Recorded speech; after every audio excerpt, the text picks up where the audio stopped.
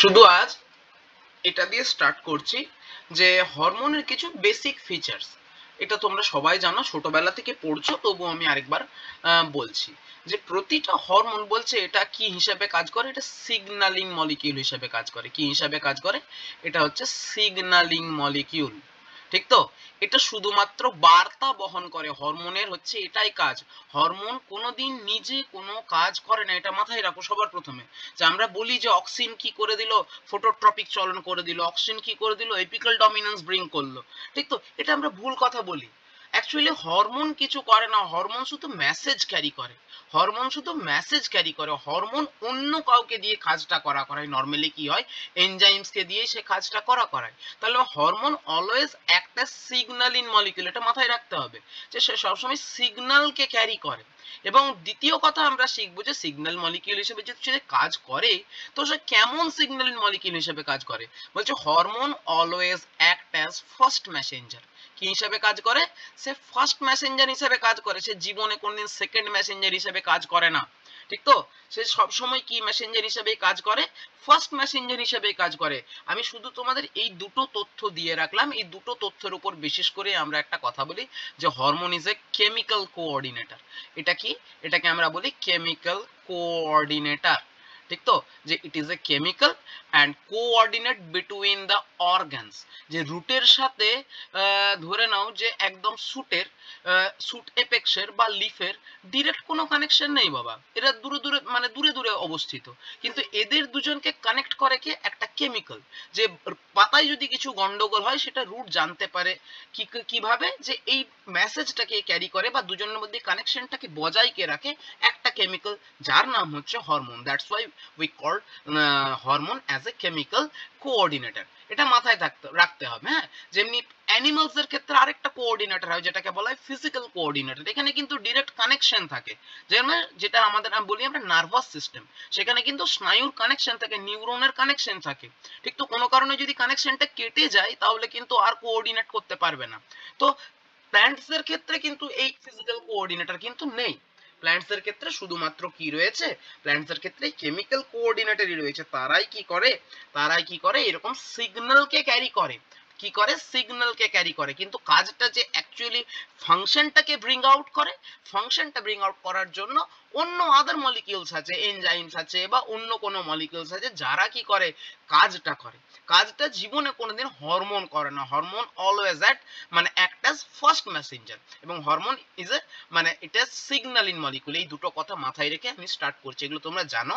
আমি তবুও এই কথা দুটো বলে আমি তোমাদের স্টার্ট করছি। আমিও দেখবে পড়ানোর সময় বলবো যে অক্সিন এই করে দিল, সাইটোকাইনিন এই করলো। আসলে সাইটোকাইনিন বা অক্সিন কেউই কিছু করে না, ওরা শুধু সিগন্যাল ক্যারি করে। তুমি যদি ইন ডেপথে পড়ো দেখবে সাইটোকাইনিন হয়তো কোনো একটা এনজাইমকে অ্যাক্টিভেট করছে, জিববারেলিন কোনো একটা এনজাইমকে অ্যাক্টিভেট করে এই কাজগুলো করাচ্ছে। নিজে কোনো কাজ করে না, এটা শুধুমাত্র মেসেজ ক্যারি করে। তো আমাদের পড়তে হবে, শুরু করতে হবে হরমোনটার পাঁচটাকেই পড়তে হবে। আমরা শুরু করছি আজকে অক্সিন দিয়ে। কি দিয়ে শুরু করছি আমরা? অক্সিন, ঠিক তো? দেখো, একটু আমি ডিসকভারিতে বলবো, তোমরা যদি চাও আমি বলবো, তোমরা যদি না চাও আমি বলবো না। তোমরা কি চাও, যে আমি ডিসকভারি একটু টাচ করে যাই না ছেড়ে দিই? আমার মনে হয় টাচ করে যাওয়াটা বুদ্ধিমানের কাজ হবে। দেখো, তো আমি একটু টাইম লাইনের গল্প বলি, ইতিহাসের গল্প বলি। যে সালটা হচ্ছে 1880 সাল, ঠিক তো? বিখ্যাত বিজ্ঞানী যাদেরকে তোমরা চেনো, যা একজনের নাম হচ্ছে চার্লস ডারউইন, আর আরেকজন তারই ছেলে যার নাম হচ্ছে ফ্রান্সিস ডারউইন। কি নাম? Francis Darwin. দাঁড়াও, কেউ জয়েন করছে হয়তো।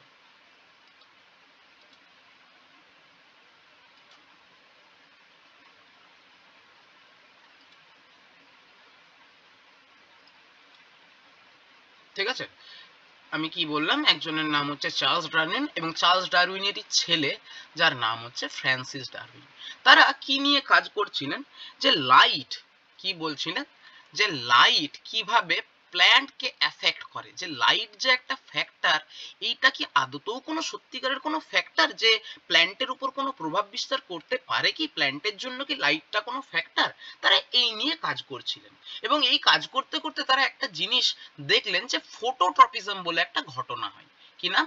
ফটোট্রপিজম। ফটোট্রপিজম, এটা নিয়ে পরে আমরা ডিটেলে পড়বো। ফটোট্রপিজম মানে হচ্ছে যে উদ্ভিদের কোনো একটা অঙ্গ যদি আলোর দিকে বেঁকে যায়, কি হয়, যদি বেন্ডিং হয় টুয়ার্ডস কি হয় লাইট, কোনো একটা অঙ্গ, সেটা আমরা জানি নর্মালি কে করে, যে আমাদের যেটা শুট হয়, সে শুট নাকি কি হয় আলোর দিকে বেঁকে যায়। তো ধরে নাও যে তুমি শুটকে নিয়ে তারা দেখছিল যে কিভাবে সে আলোর দিকে বেঁকে যায়, এ নিয়ে তারা কাজ করছিল। প্রতিটা প্ল্যান্টের উপরেই তারা বিভিন্ন জায়গায় খুঁজে খুঁজে দেখছিল যে লাইটের উপর লাইট কি আদতেও কোনো প্রভাব বিস্তার করে না করে না। এই করতে করতে তারা একটা বিশেষ একটা প্ল্যান্টকে চুজ করলো, এটা থেকেই প্রশ্ন আসে। তো সেই প্ল্যান্টটার নাম হচ্ছে ক্যানারি গ্রাস। কি নাম? সেই প্ল্যান্টটার নাম হচ্ছে ক্যানারি গ্রাস। তো এই প্ল্যান্টটার বিজ্ঞানসম্মত নাম হচ্ছে ফ্যালারিস, কি নাম? ফ্যালারিস ক্যানারিয়ানসিস। এই জায়গা থেকে প্রশ্ন দেয়। হ্যাঁ, তো ফ্যালারিস ক্যানারিয়ানসিসের তারা কি করছিল, যে ফ্যালারিস ক্যানারিয়ানসিসের তারা কি করছিল, ওই ফটোট্রপিজম টেস্ট করছিল, যে সে তার উপর কি আলোর আদতেও কোনো প্রভাব আছে না নেই। তো একটু বলি, গল্প বলি, যে ফ্যালারিস ক্যানারিয়ানসিস হচ্ছে একটা মোনোকট। কি একটা? এ হচ্ছে একটা মোনোকট। তো এর কি রয়েছে, যে একদম যেটা স্যুট এপেক্স, যেটাকে আমরা নরমালি এই স্যাম বলি, যে স্যুট এপিক্যাল মেরিস্টেম। তো স্যুট এপিক্যাল মেরিস্টেমে বলছে কি থাকে, কিছু স্কেল লাইভস লিভস থাকে, স্কেলের মতন একদম পাতলা ছোট্ট ছোট্ট কিছু স্কেল লাইভস লিভস থাকে। ঠিক তো, যারা কি করে এই শুট এপিক্যাল মেরিস্টেমটাকে কি করে থাকে, কভার করে থাকে। ঠিক তো, শুট এপিক্যাল মেরিস্টেমটাকে কভার করে থাকে। তো ওই যে ছোট ছোট স্কেল লাইভস লিভস যারা শুট এপিক্যাল মেরিস্টেমটাকে কভার করে থাকে, ওই জায়গাটাকে আমরা কি বলি, কোলিওপটাইল। কি বলি? কোলিওপটাইল। মাথায় থাকবে, এটা শুধু কিন্তু মোনোকটদেরই থাকে কোলিওপটাইল, ডাইকটদের এই কোলিওপটাইল থাকে না। ঠিক তো, এই কোলিওপটাইল গুলো ওরা টেস্ট করে দেখলো যে এরা very much sensitive to light. এটা হচ্ছে very much sensitive to light, এটা লাইটে প্রচন্ড রকম ভাবে সেনসিটিভ, লাইটে রিঅ্যাক্ট করে। তারা কি করলো, একটা স্পেশাল লাইট ইউজ করলো, যে লাইটটা হচ্ছে ব্লু লাইট। কি লাইট ইউজ করলো তারা? Blue light. দেখলো যে কোলিওপটাইলটা সব থেকে বেশি রিঅ্যাক্টিভ কিসে? ব্লু লাইটে। রেড লাইটেও নয়, ইয়েলো লাইটেও নয়, গ্রিন লাইটও নয়। হ্যাঁ, তারা রিঅ্যাক্টিভ, কিন্তু সব থেকে বেশি রিঅ্যাক্টিভ কিসে? Blue light. ঠিক তারা কি করলো, যে এই রকম এই একটা কি করলো, ফ্যালারিস ক্যানারিয়ানসিসের এরকম একটা শুট এপেক্সকে নিল, যেটা কোলিওপটাইল দ্বারা আচ্ছাদিত ছিল, মানে আবৃত ছিল, তার দিকে ইউনিল্যাটারাল ব্লু লাইট দিল। ইউনিল্যাটারাল কথাটার মানে কে বলবে? ইউনিল্যাটারাল কথাটার মানে কি? ইউনিল্যাটারাল একটা কি দিল, তারা ব্লু লাইটের এক্সপোজার দিল। What is the meaning of unilateral?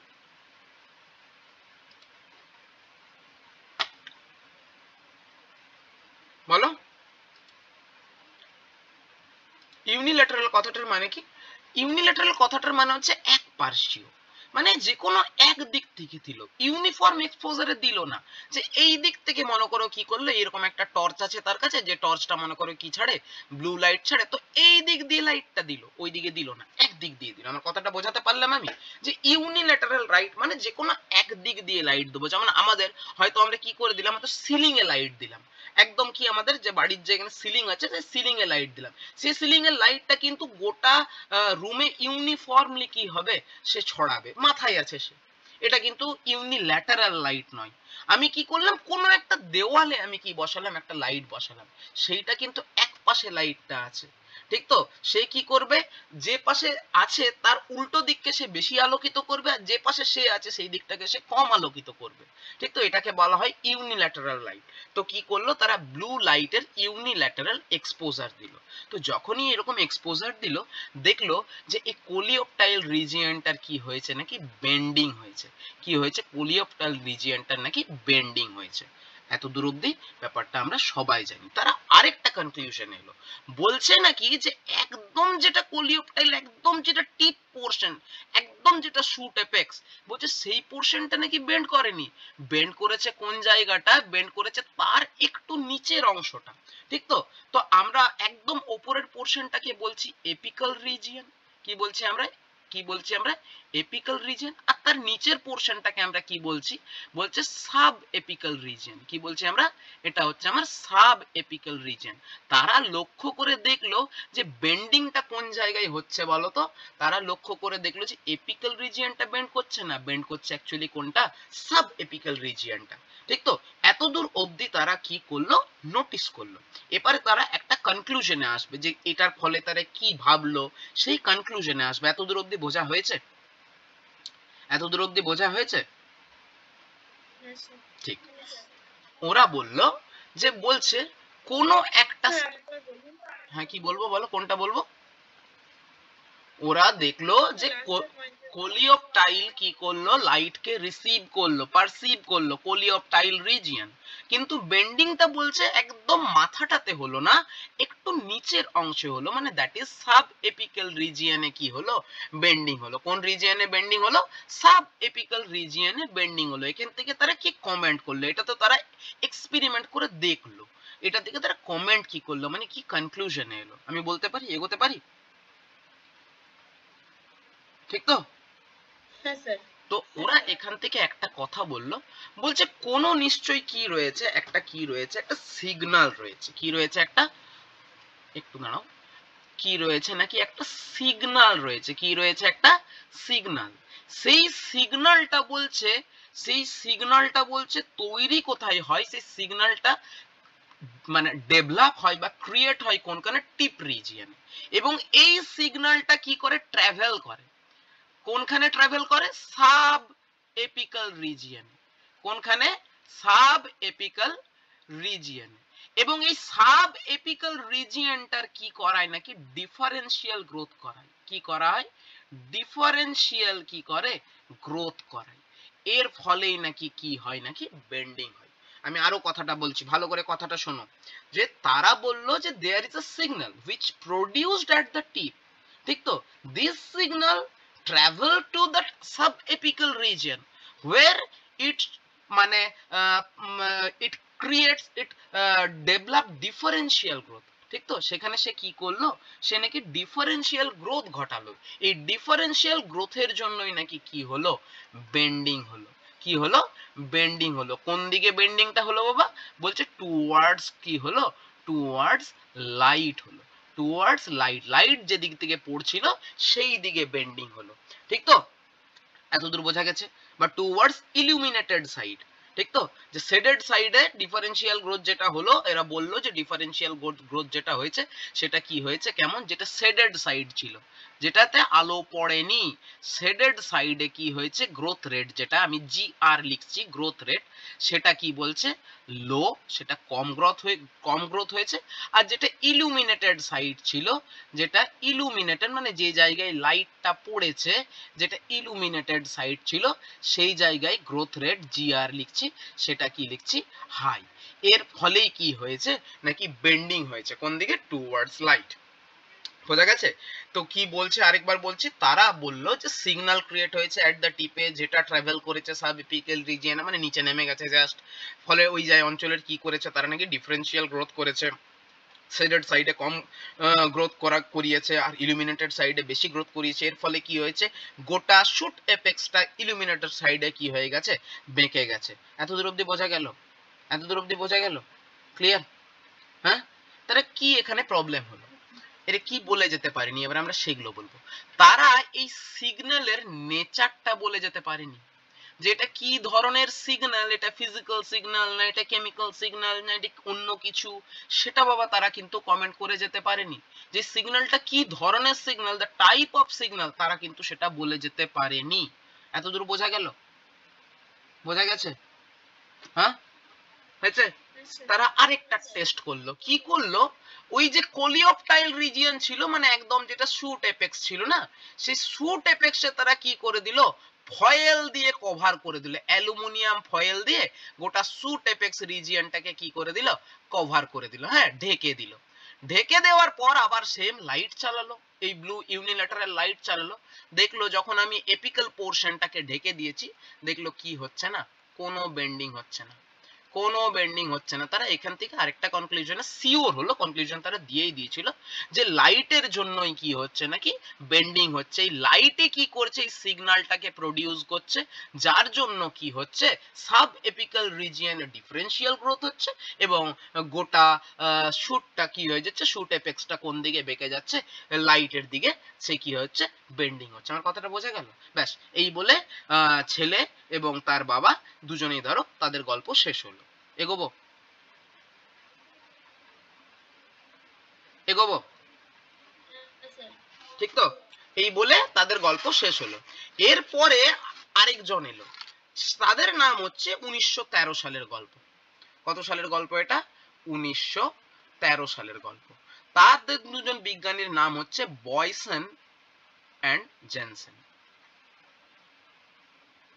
এই দুজন বিজ্ঞানী এসে খুব সামান্য কিছু কথা বলল যে ওই যে সিগন্যালটার কথা বলেছিলাম, ঠিক তো, যে সিগন্যালটা কোনখানে তৈরি হয়েছিল একদম টিপে, সেই সিগন্যালটা মনে করে এইরকম একটা স্টেমটা ছিল, যে সিগন্যালটাকে আমি কি বলেছিলাম যে তার টিপে তৈরি হয়েছিল, এটা হচ্ছে একদম এপিক্যাল রিজিয়ন, আর সেটা ট্রাভেল করেছিল কোনখানে? সাব এপিক্যাল রিজিয়নে। কোন অঞ্চলের গ্রোথ করিয়েছিল?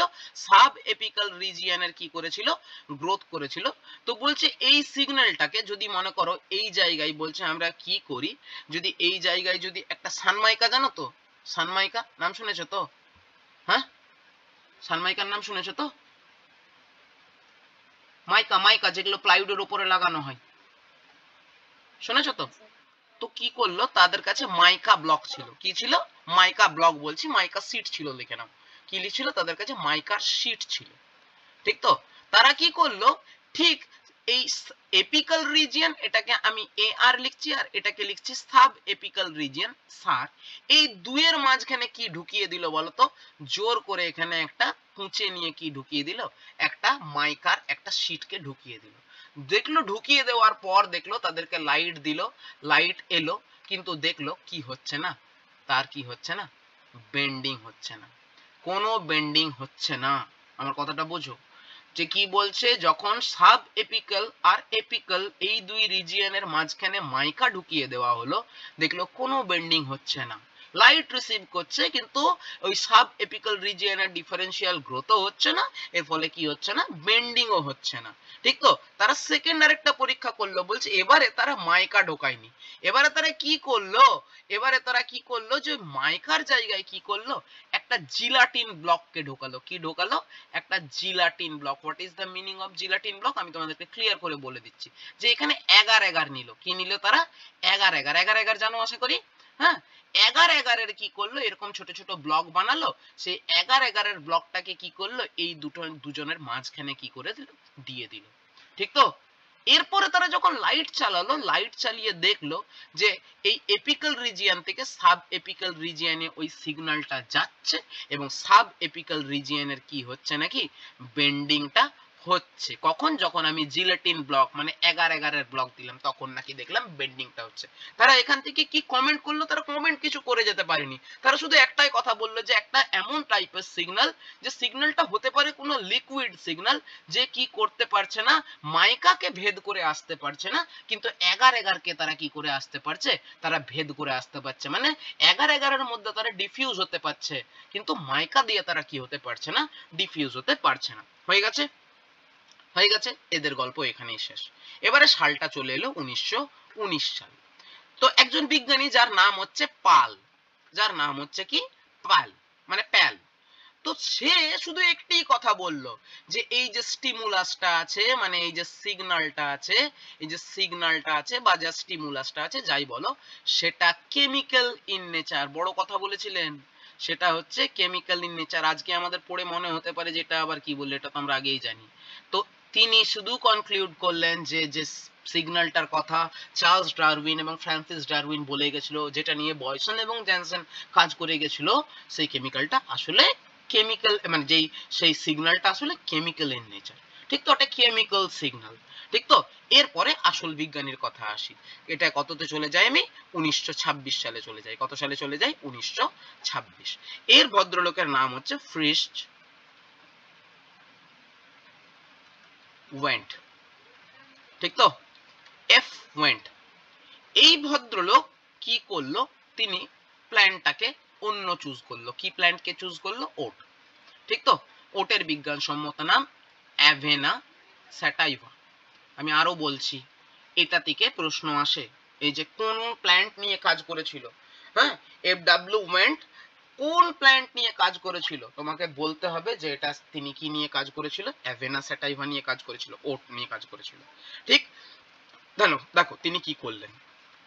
তিনি কি করলেন যে এরকম যে শুট এপেক্সটা ছিল, সবার প্রথমে তিনি কি করলেন, এই শুট এপেক্সটাকে কি করে দিলেন, কেটে দিলেন।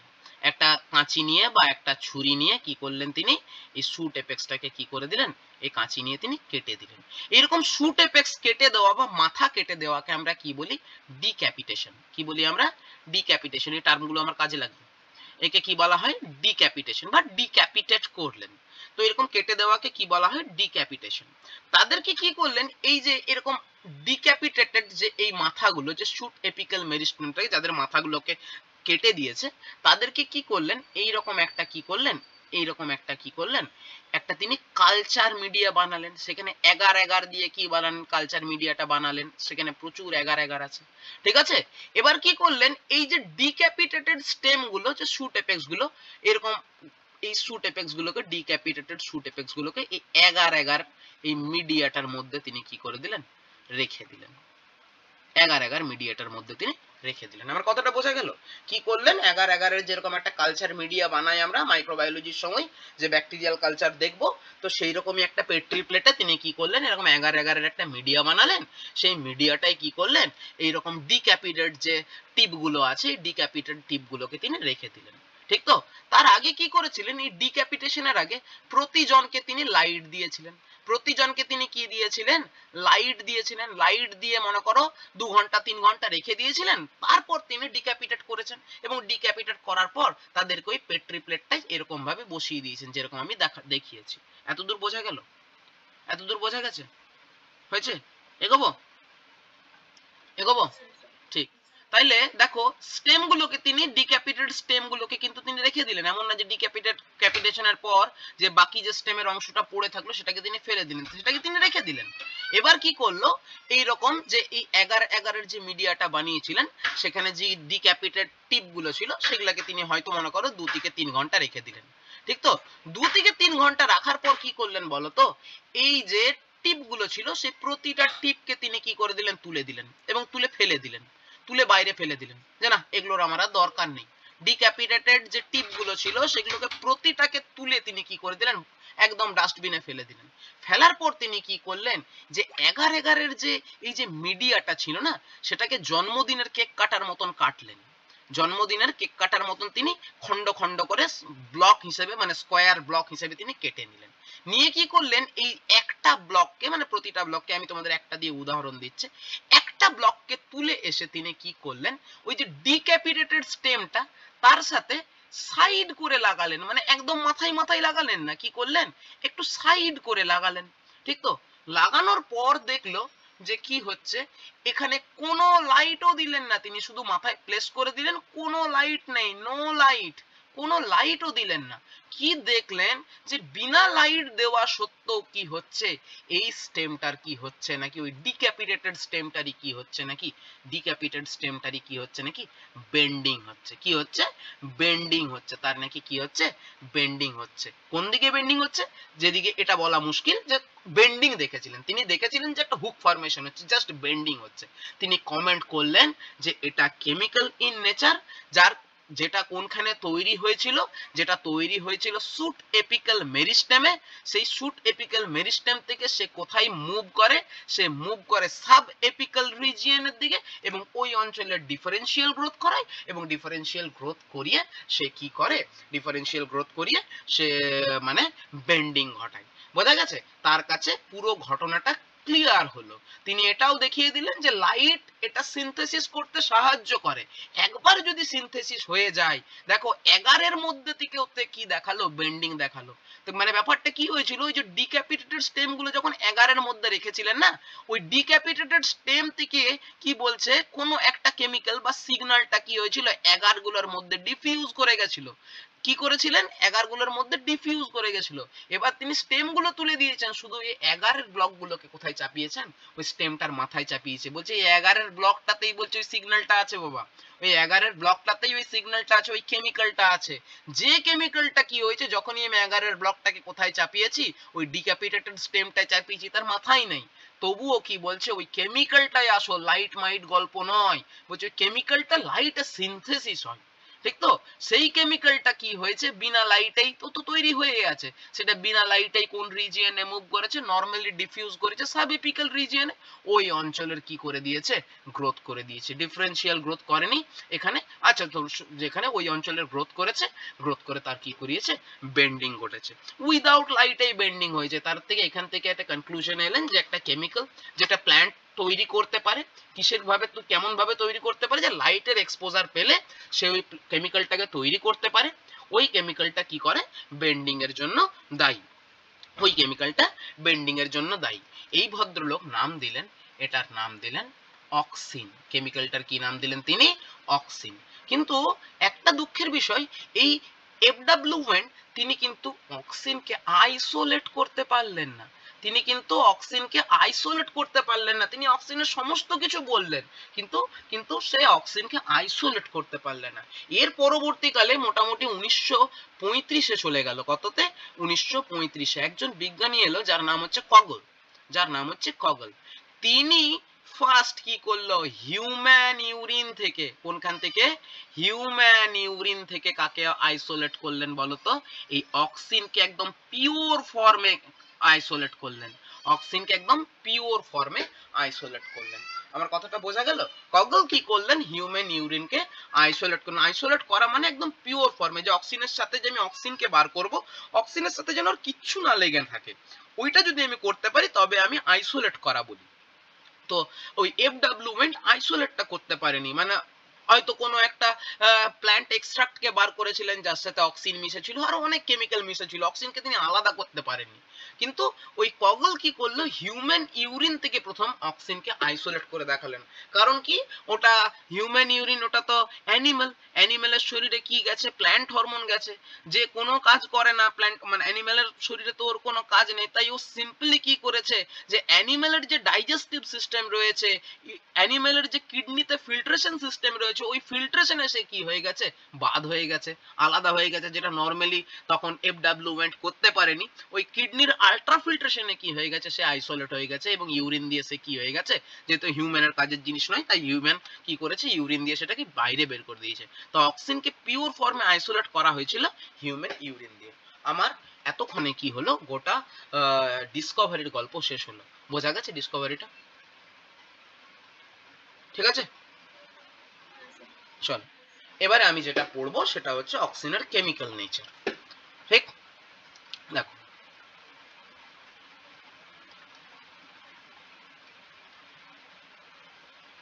Chemical nature.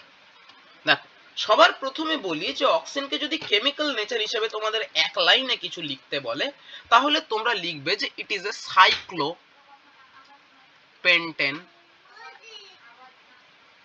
Derivative. It is a cyclopentane derivative. ঠিক তো, কি বলবে, এটা সাইক্লোপেন্টেন ডেরিভেটিভ। এবার আমি এর স্ট্রাকচারে আসছি। ঠিক তো, বলছে যে নরমাল যে কোনো হরমোন আমরা পড়বো, আমরা একে দুটো ভাগে পড়বো। এটা তোমরা আশা করি জানো। একটাকে বলি আমরা ন্যাচারাল হরমোন, কি বলি, ন্যাচারাল হরমোন। একটাকে আমরা বলি সিনথেটিক হরমোন। এই দুটোর মানে বোঝো না বোঝো না?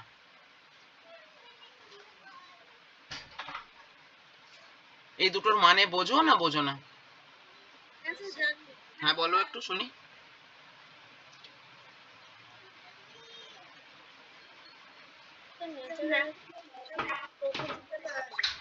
হুম, ন্যাচারাল,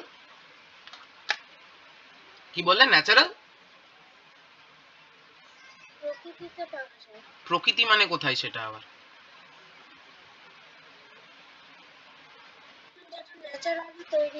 কে তৈরি করে? প্ল্যান্ট নিজে নিজে। ঠিক তো, ন্যাচারাল হরমোন মানে এটা প্ল্যান্ট নিজে প্রডিউস করেছে, প্ল্যান্ট নিজে প্রডিউস করেছে। আর সিনথেটিক হরমোন মানে আমরা এটাকে কপি করেছি ল্যাবরেটরিতে, আমরা কি করেছি, কপি করেছি ল্যাবে। এমনও হতে পারে যে প্ল্যান্ট যে ন্যাচারাল হরমোনটা ক্রিয়েট করে, সিনথেটিক হরমোনটা সিম্পলি ডিফারেন্ট গ্রুপের হতে পারে, কিন্তু তার ফিজিওলজিক্যাল মানে তার ফাংশনটা কি হয়, সেম হয়। আমরা দেখব যে ফাংশনালি কি হতে হবে, ফাংশনালি কি হয়, সেম কেমিক্যালকে আমরা কি বলি, ফাংশনালি সেম কেমিক্যাল, বা যদি আমরা ওই একই জিনিসকে কপি করতে পারি, আমরা দুটোকেই কি বলি, সিনথেটিক হরমোন। ধরে নাও আমার কথার কথা যে ন্যাচারাল হরমোন হচ্ছে আইএএ, অক্সিনের ন্যাচারাল নেম হচ্ছে কি আইএএ, এর পুরো নাম আশা করি জানো, যার নাম হচ্ছে ইন্ডোল অ্যাসিটিক অ্যাসিড। কি করেছে যারা ল্যাবে কাজ করে, তারা একদম প্ল্যান্ট যেমন করে ইন্ডোল অ্যাসিটিক অ্যাসিড বানায় ঠিক ওই রকম ভাবে না, ঠিক সেম স্ট্রাকচার তারা ল্যাবরেটরিতে বানাতে সক্ষম হয়েছে। তাই সিনথেটিক হরমোনকে আমরা লিখতে পারি যে আইএএ সিনথেটিক হরমোনও বটে। ঠিক তো, মানে প্ল্যান্ট যে স্ট্রাকচারটা বানায় ল্যাবরেটরিতে সেই স্ট্রাকচারটাই কপি করা গেছে। তো আইএএ কি বলবো যে এটা ন্যাচারাল হরমোনও বটে, indole acetic acid, indole 3 acetic acid, আর সিনথেটিক হরমোনটা একদম সিমিলারলি একদম সেম টু সেম কপি করা গেছে। ঠিক তো, যার নামও হচ্ছে কি ওই ইন্ডোল 3 অ্যাসিটিক অ্যাসিড। কিন্তু এটা ছাড়াও আরো অনেক অক্সিন বার করা হয়েছে, যেমন আইবিএ, আইপিএ, এমসিপিএ। ঠিক তো, আচ্ছা তারপরে লিখছি আমি এনএএ। ঠিক তো, তারপরে আমি লিখছি 2,4-D। তো বলছে এই যে 2,4-D, এনএনএ, এমসিপিএ, বলছে এগুলো না ডিফারেন্ট গ্রুপ ক্যারি করে। এই যেমন ফেনক্সি গ্রুপ ক্যারি করে, এনএ ন্যাপথালিন গ্রুপ ক্যারি করে। ঠিক তো, এনএ ন্যাপথালিন গ্রুপ ক্যারি করে, এও কি করে ফেনক্সি রিং তৈরি করে, মানে এই 2,4-D ও ফেনক্সি গ্রুপ ক্যারি করে। কিছু phenyl acetic acid, benzoic acid, ঠিক তো, এরা ফিনাইল রিং ক্যারি করে, কিন্তু এরা অক্সিনের মতন কাজ করতে পারে, ফাংশনালি অ্যালাইক দ্য অক্সিন। ঠিক তো, ফাংশনের মতন কাজ করতে পারে, তাই এদেরকেও আমরা কি নামে ডাকবো বলতো, সিনথেটিক হরমোন। প্ল্যান্ট নিজে নিজে কোনোদিন 2,4-D তৈরি করে না। ঠিক তো, বায়োসিনথেসিস 2,4-D কোনোদিন হয় না, আমরা ল্যাবরেটরিতে একটা কেমিক্যাল প্রডিউস করেছি যার মধ্যে ফিনক্সি রিং আছে, ইন্ডোল রিং এর সাথে তার কোনো সম্পর্ক নেই তেমন করে, কিন্তু ওই ফিনক্সি রিং থাকার সত্ত্বেও সে অক্সিনের মতন প্রপার্টিজ দেখায়। দ্যাটস ওয়াই আমরা কি বলবো, এটাকে অক্সিনের অ্যানালগ বলতে পারি। তো আমরা এটাকে কি বলি, সিম্পলি বলি সিনথেটিক হরমোন। ল্যাবরেটরিতে তৈরি করেছি, ওই অক্সিনের মতনই গুণ দেখায় সে, সে অক্সিনের মতনই কি দেখায়, একই গুণ দেখায়। আমার কথাটা আমি বোঝাতে পারলাম? হ্যাঁ, এই জায়গায় যেন কনফিউশন না থাকে, আমি একটাই কথা বলবো বারবার। ঠিক তো, ন্যাচারাল হরমোন মানে প্ল্যান্ট এটা নিজে বায়োসিনথেসিস করেছে, কি করেছে, বায়োসিনথেসিস করে এই হরমোনটা যেটা তৈরি করে সেটাকে আমরা কি বলি, ন্যাচারাল হরমোন। ঠিক তো, আর আমরা ল্যাবরেটরিতে যদি আমরা বানাতে পারি সেম টু সেম, তাহলে ওটাকেও আমরা কি বলবো, ওটা আমার সিনথেটিক হরমোনও হয়ে গেল। আর যদি আমরা ওইটা সেম টু সেম স্ট্রাকচার না কপি করতে পারি, কিন্তু অন্য কোনো ফাংশনাল গ্রুপ বালাই, যে ফেনক্সি রিং বলছি, এই যে বলছি আমি ফিনাইল রিং আছে, এই যে বলছি তোমাদের আমি কি রয়েছে, ফিনাইল রিং আছে, এই ন্যাপথালিন রিং রয়েছে, এই সমস্ত রিং ক্যারি করছে, তবুও কিন্তু সে অক্সিনের মতন বিহেভ করছে। ঠিক তো, তাদেরকেও আমরা কি বলবো, না সিনথেটিক হরমোন বলবো, তাদেরকেও আমরা কি বলবো, সিনথেটিক হরমোন বলবো। আমার কথাটা বোঝা গেছে? ঠিক তো, চল আমরা একটু ইন্ডোল অ্যাসিটিক অ্যাসিড সম্পর্কে পড়বো। হ্যাঁ, বাকিগুলো আমাদের তেমন করে জানার দরকার নেই, তবু আমি বলবো একটু সামান্য, কারণ স্ট্রাকচার আমাদের লিখেছে, স্ট্রাকচার পড়তে হবে। তো বলছে, আমি দেখো একটা উপরে ছবি ছিল আমার, আমি ছবিটাকে নিয়ে আসি।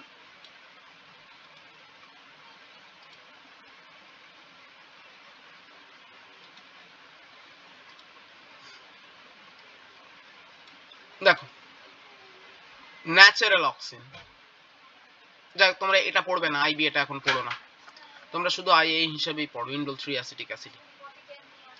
তো দেখো, তো বলছে যে কি বলছে যে এই যে আমরা বলছি যে আইএ এর পুরো নাম হচ্ছে ইন্ডোল, কি নাম, ইন্ডোল 3 অ্যাসিটিক অ্যাসিড। ঠিক তো, তো বলছে ইন্ডোল এই যে গ্রুপটা আছে না, ইন্ডোল গ্রুপটার মধ্যে ইন্ডোল যে রিংটা আছে তার মধ্যে দুটো রিং আছে। একটা কি রিং আছে, একটা বেনজিন রিং আছে, একটা কি রিং আছে, একটা বেনজিন রিং আছে, এবং বলছে একটা কি রিং আছে, একটা পাইরোল রিং আছে। কি রিং আছে, একটা পাইরোল রিং আছে। ঠিক তো, একটা বেনজিন রিং আছে, একটা কি রয়েছে, একটা পাইরোল রিং রয়েছে। এই দুটো রিংকে মিলে কি তৈরি করে, ইন্ডোল রিং তৈরি করে। এই দুটো রিং মিলে কি তৈরি করে, ইন্ডোল রিং তৈরি করে। এতদূর অব্দি বোঝা গেছে? ঠিক তো, তাই ইন্ডোল রিংকে অনেকে আরেকটা নামে ডাকে, এটাকে বলা হয় বেনজোপাইরোল। ভালো করে পড়বে, কারণ কেমিক্যাল স্ট্রাকচার তোমাদের সিলেবাসে মেনশন করা আছে। এটাকে অনেকে বেনজোপাইরল কম্পাউন্ড হিসেবেও বলে। তো তোমাকে দিল যে অক্সিন কি ধরনের কম্পাউন্ড, বেনজোপাইরল দিল, আমি ছেড়ে দিয়ে চলে এলাম, না আমাকে তো ইন্ডোল দেয়নি। ইন্ডোলকে কি বলা হয়, বেনজোপাইরল কম্পাউন্ডও বলা হয়। মাথায় রাখবে, মাথায় থাকবে। ঠিক তো? তো এবার বলছে যে এই পাইরোল রিংটার, মন দিয়ে শুনবে, এই যে পাইরোল রিংটার 3 প্রাইম কার্বনের সাথে, কার সাথে? 3 প্রাইম কার্বনের সাথে বলছে একটা ফ্যাটি অ্যাসিড যুক্ত হয়। কে যুক্ত হয়? একটা ফ্যাটি অ্যাসিড যুক্ত হয়। কে যুক্ত হয়? একটা ফ্যাটি অ্যাসিড যুক্ত হয়। বোঝা গেছে? এটাই অক্সিনের স্ট্রাকচার। আমি আরেকবার বলছি যে indole ring is composed of two rings, benzene ring and pyrrole ring. That's why they are called benzopyrrole ring also. ঠিক তো? Now coming to the structure of oxine, কি শিখবো আমরা? যে at the 3 prime carbon of the pyrrole ring a fatty acid is attached. একটা fatty acid যুক্ত হয়ে আছে। ঠিক তো? এই ফ্যাটি অ্যাসিডটা বলছে যদি অ্যাসিটিক অ্যাসিড হয়, ফ্যাটি অ্যাসিডটা যদি কি হয় বলছে, যদি অ্যাসিটিক অ্যাসিড হয়, অ্যাসিটিক কি হয়? অ্যাসিড হয়, তাহলে তার নাম হয় IAA, ইন্ডোল 3 অ্যাসিটিক অ্যাসিড। বোঝা গেছে? অ্যাসিডটা যদি কি বলছে, ফ্যাটি অ্যাসিডটা যদি অ্যাসিটিক অ্যাসিড হয়, যা কি থাকে? অ্যাসিটিক অ্যাসিড থাকে, মানে CH2CH3COOH যদি থাকে, তাহলে তাকে কি বলবো? তাকে বলবো আমরা ইন্ডোল অ্যাসিটিক অ্যাসিড। যদি এইটাই ফ্যাটি অ্যাসিডটা কি থাকে? বিউটাইরিক অ্যাসিড থাকে, কি থাকে? বিউটাইরিক অ্যাসিড থাকে, তাইলে তার নাম হবে ইন্ডোল বিউটাইরিক অ্যাসিড। যদি প্রোপানোয়িক অ্যাসিড থাকে, কি থাকে? যদি প্রোপানোয়িক অ্যাসিড থাকে, তাহলে তার নাম হবে IPA। ঠিক তো? তাহলে দেখো যে রিংটা ইন্ডোলি, কিন্তু ফ্যাটি অ্যাসিডটা চেঞ্জ হয়ে যাচ্ছে। যদি অ্যাসিটিক অ্যাসিড থাকে, we called it indole 3 acetic acid. If it is butyric acid, we called indole 3 butyric acid. If it is propanoic acid, we called indole 3 propanoic acid. বোঝা গেল? বোঝা গেছে? ঠিক তো? হয়েছে? ঠিক? চলো দেখো, এরপরে আমি আসি NaA, যার নাম হচ্ছে ন্যাপথা অ্যাসিটিক অ্যাসিড। এখানে বাবা ইন্ডোল রিং থাকে না। 2,4D, সরি আমার লেখাটা গন্ডগোল হয়ে গেছে, এটা কমা হতো, এখানে ডি হতো। 2,4,5T। ঠিক তো? এগুলোতে কি থাকে? ফিনক্সি গ্রুপ থাকে। কি থাকে এখানে? ফিনক্সি গ্রুপ থাকে। ঠিক তো? এইখানে কি থাকে? ন্যাপথালিন থাকে। কি থাকে? ন্যাপথালিন গ্রুপ থাকে। ঠিক তো? আচ্ছা, আমি লিখছি যে লিখছি ফিনাইল অ্যাসিটিক অ্যাসিড। কি লিখছি আমি? Phenyl acetic acid. আমি লিখছি কি? Benzoic acid. তো বাবা এগুলোতে কি থাকে না, কি বলছে? ফিনাইল রিং থাকে। কি থাকে? ফিনাইল রিং থাকে। এখানে ফিনক্সি গ্রুপ থাকে। এখানে আরেকটা ইম্পর্টেন্ট নাম লিখে দিচ্ছি, যার নাম হচ্ছে MCP। আশা করি পুরো নামগুলো তোমরা জানো। 2,4-D এর পুরো নাম হচ্ছে 2,4-ডাইক্লোরোফিনক্সি অ্যাসিটিক অ্যাসিড। 2,4,5-T এর পুরো নাম হচ্ছে 2,4,5-ট্রাইক্লোরোফিনক্সি অ্যাসিটিক অ্যাসিড। MCP এর পুরো নাম হচ্ছে 2,methyl-4-chlorophenoxy অ্যাসিটিক অ্যাসিড। বোঝা গেছে এতদূর অবধি? ক্লিয়ার? ঠিক? এরা কিন্তু ইন্ডোল গ্রুপ কন্টেন্ট করে না, তবুও এরা অক্সিনের যেটা ফাংশন সেটাকে করতে পারে। বোঝা গেছে? এগোবো? ঠিক আছে? দেখো, একটা কথা বলি, বিশেষ কথা বলি, এটা খুব খুব গুরুত্বপূর্ণ, আমি লাল কালি ব্যবহার করছি সেজন্য। এই ফিনক্সি গ্রুপওয়ালা যারা থাকে না, তাদের একটা প্রপার্টি থাকে, যেটাকে বলি আমরা হার্বিসাইডাল প্রপার্টি। হার্বিসাইডাল প্রপার্টি, বা এটাকে অনেকে বলে যে এটাকে উইডিসাইড হিসাবে কাজে লাগানো যায়। ঠিক তো? এদেরকে যদি আমরা কোনো কারণে বেশি কনসেন্ট্রেশনে মাটিতে দিয়ে দিই, এরা নাকি উইডদের কি করে? ডিস্ট্রয় করে, মানে আগাছাদের কি করে? দমন করে। আগাছাদের রুট ফরমেশনে তারা কি করে? রুটের গ্রোথে তারা কি করে? তারা ইন্টারফেয়ার করে, ফলে আগাছাগুলো আর বাড়তে পায় না, আগাছাগুলো নষ্ট হয়ে যায়। ঠিক তো? তো যে কোনো ফিনক্সি গ্রুপ বলা যৌগের বলছে এই ক্ষমতাটা রয়েছে, তাদের মধ্যে একটা হার্বিসাইডাল প্রপার্টি রয়েছে। ঠিক তো? তাদের মধ্যে কি রয়েছে? একটা হার্বিসাইডাল প্রপার্টি রয়েছে। তাহলে তোমাকে দিতে পারে যে which of this auxin is a মানে more potent herbicide or weedicide। তাহলে আমরা ফিনক্সি গ্রুপ বলা যদি কোনো অক্সিন পাই, তাকে আমরা আগে দাগ দেবো। বলছি নরমাল IAA ইন্ডোল যৌগওয়ালা অক্সিনও কি করতে পারে? হার্বিসাইডাল অ্যাক্টিভিটি দেখায়, অবশ্যই দেখায়। আমরা পড়বো কেন দেখায় সে। হার্বিসাইডাল অ্যাক্টিভিটি দেখায়, কিন্তু ফিনক্সি গ্রুপ অনেক স্ট্রংলি দেখায়। ফিনক্সি গ্রুপ অনেক স্ট্রংলি দেখায়। মাথায় থাকবে এটা? মাথায় থাকবে? ক্লিয়ার? এরপর আমরা বায়োসিনথেসিসে যাব। দেখো বাবা, বায়োসিনথেসিস না আমাদের সিলেবাসের মধ্যে নেই। বায়োসিনথেসিস আমাদের সিলেবাসের মধ্যে নেই। আমি শুধু এর প্রিকারসরটার নাম বলে আমি পেরিয়ে যাব। শুধু প্রিকারসরের নাম বলবো। বলছে কি যে অক্সিনের যেটা প্রিকারসর হয়, অক্সিনের যেটা কি হয়, প্রিকারসর হয়, ঠিক তো? অক্সিনের প্রিকারসরের নাম হচ্ছে বলতো কি? ট্রিপ্টোফ্যান। ট্রিপ্টোফ্যান। এই ট্রিপ্টোফ্যান হলো একটা আমাদের অ্যামাইনো অ্যাসিড। ট্রিপ্টোফ্যান হলো একটা অ্যামাইনো অ্যাসিড। এই ট্রিপ্টোফ্যান থেকেই নাকি অক্সিনের কি হয়, নাকি সিনথেসিস হয়। বোঝা গেল? বোঝা গেছে? ঠিক হয়েছে? এগোবো? শুধু এটুকুন মনে রাখবে, আর কিছু মনে রাখার দরকার নেই। 4টা পাথওয়ে হয়, ঠিক তো? তো এগুলো একটাও মনে রাখার দরকার নেই। তো তোমাকে শুধু ট্রিপ্টোফ্যানের নাম মনে রাখবে, তাহলেই যথেষ্ট। অক্সিজেনের মানে অক্সিজেনের প্রিকারসর কি? ট্রিপ্টোফ্যান। এটা তো ক্লাস 10 এর বাচ্চারাও করে, হ্যাঁ, মানে 10 এর যারা পড়ে তাদেরকে এটা পড়তে হয়। হ্যাঁ হ্যাঁ, ইন্ডেরাল তো এখনই খাবে, ওটাও খাবে, আমি 10ও খাবে। ঠিক আছে, হয়েছে? ঠিক, চলো তাহলে এরপর আমরা পড়বো যে অক্সিনের তৈরি কোথায় হয়, অক্সিন কোনখানে তৈরি হয়, মাথায় থাকবে। ঠিক আছে, যে অক্সিনের সাইটস গুলো পড়বো, যে অক্সিন কোনখানে তৈরি হয়। Site of synthesis, site of synthesis, যে অক্সিন তৈরি কোথায় হয়। গুরুত্বপূর্ণ জিনিস, প্রতিটার ক্ষেত্রে খুব মন দিয়ে এই জায়গাগুলো পড়বে। ঠিক তো?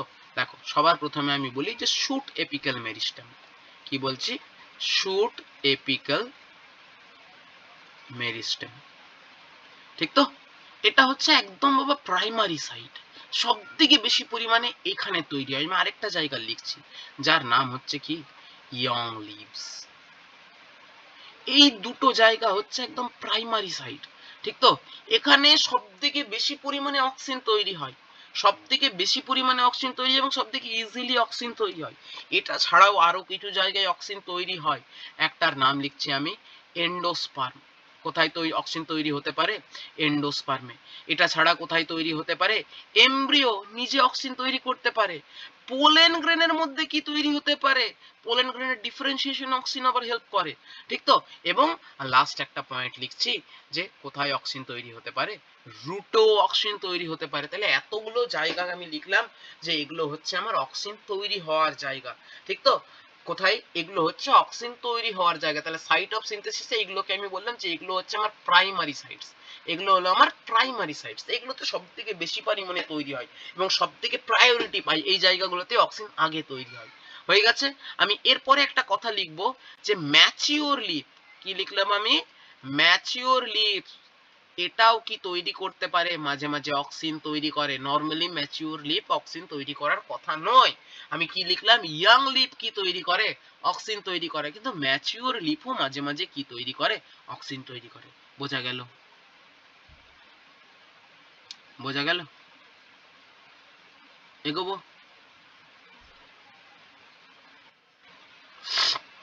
হয়েছে? এগোবো? দেখো, হয়ে গেছে? চলো এবারে দেখবো এবার আমরা পড়বো যে অক্সিজেনের ট্রান্সপোর্ট। আমি তোমাদের আগেও বলে এসেছিলাম যে সেটা জাইলেম দিয়ে ট্রান্সপোর্ট হয় না, সেটা ফ্লোয়েম দিয়ে ট্রান্সপোর্ট হয় না, সেটা সেল টু সেল ফ্যাশনে মুভ করে। এই জায়গাগুলো গুরুত্বপূর্ণ। ঠিক তো? অক্সিজেনের ট্রান্সপোর্ট নিয়ে 2015তে সম্ভবত একটা কোশ্চেন ছিল। আমি এই মুহূর্তে আমার মনে পড়ছে না, আমার চ্যানেলে আছে কিন্তু এই মুহূর্তে আমার মনে পড়ছে না যে কোশ্চেনটা দিয়েছিল কিনা 2015 না অন্য কোনো কোশ্চেন। সম্ভবত একটা হয়তো কোশ্চেন ছিল পোলার ট্রান্সপোর্ট নিয়ে। হ্যাঁ, আমাকে একটু দেখে বলতে হবে।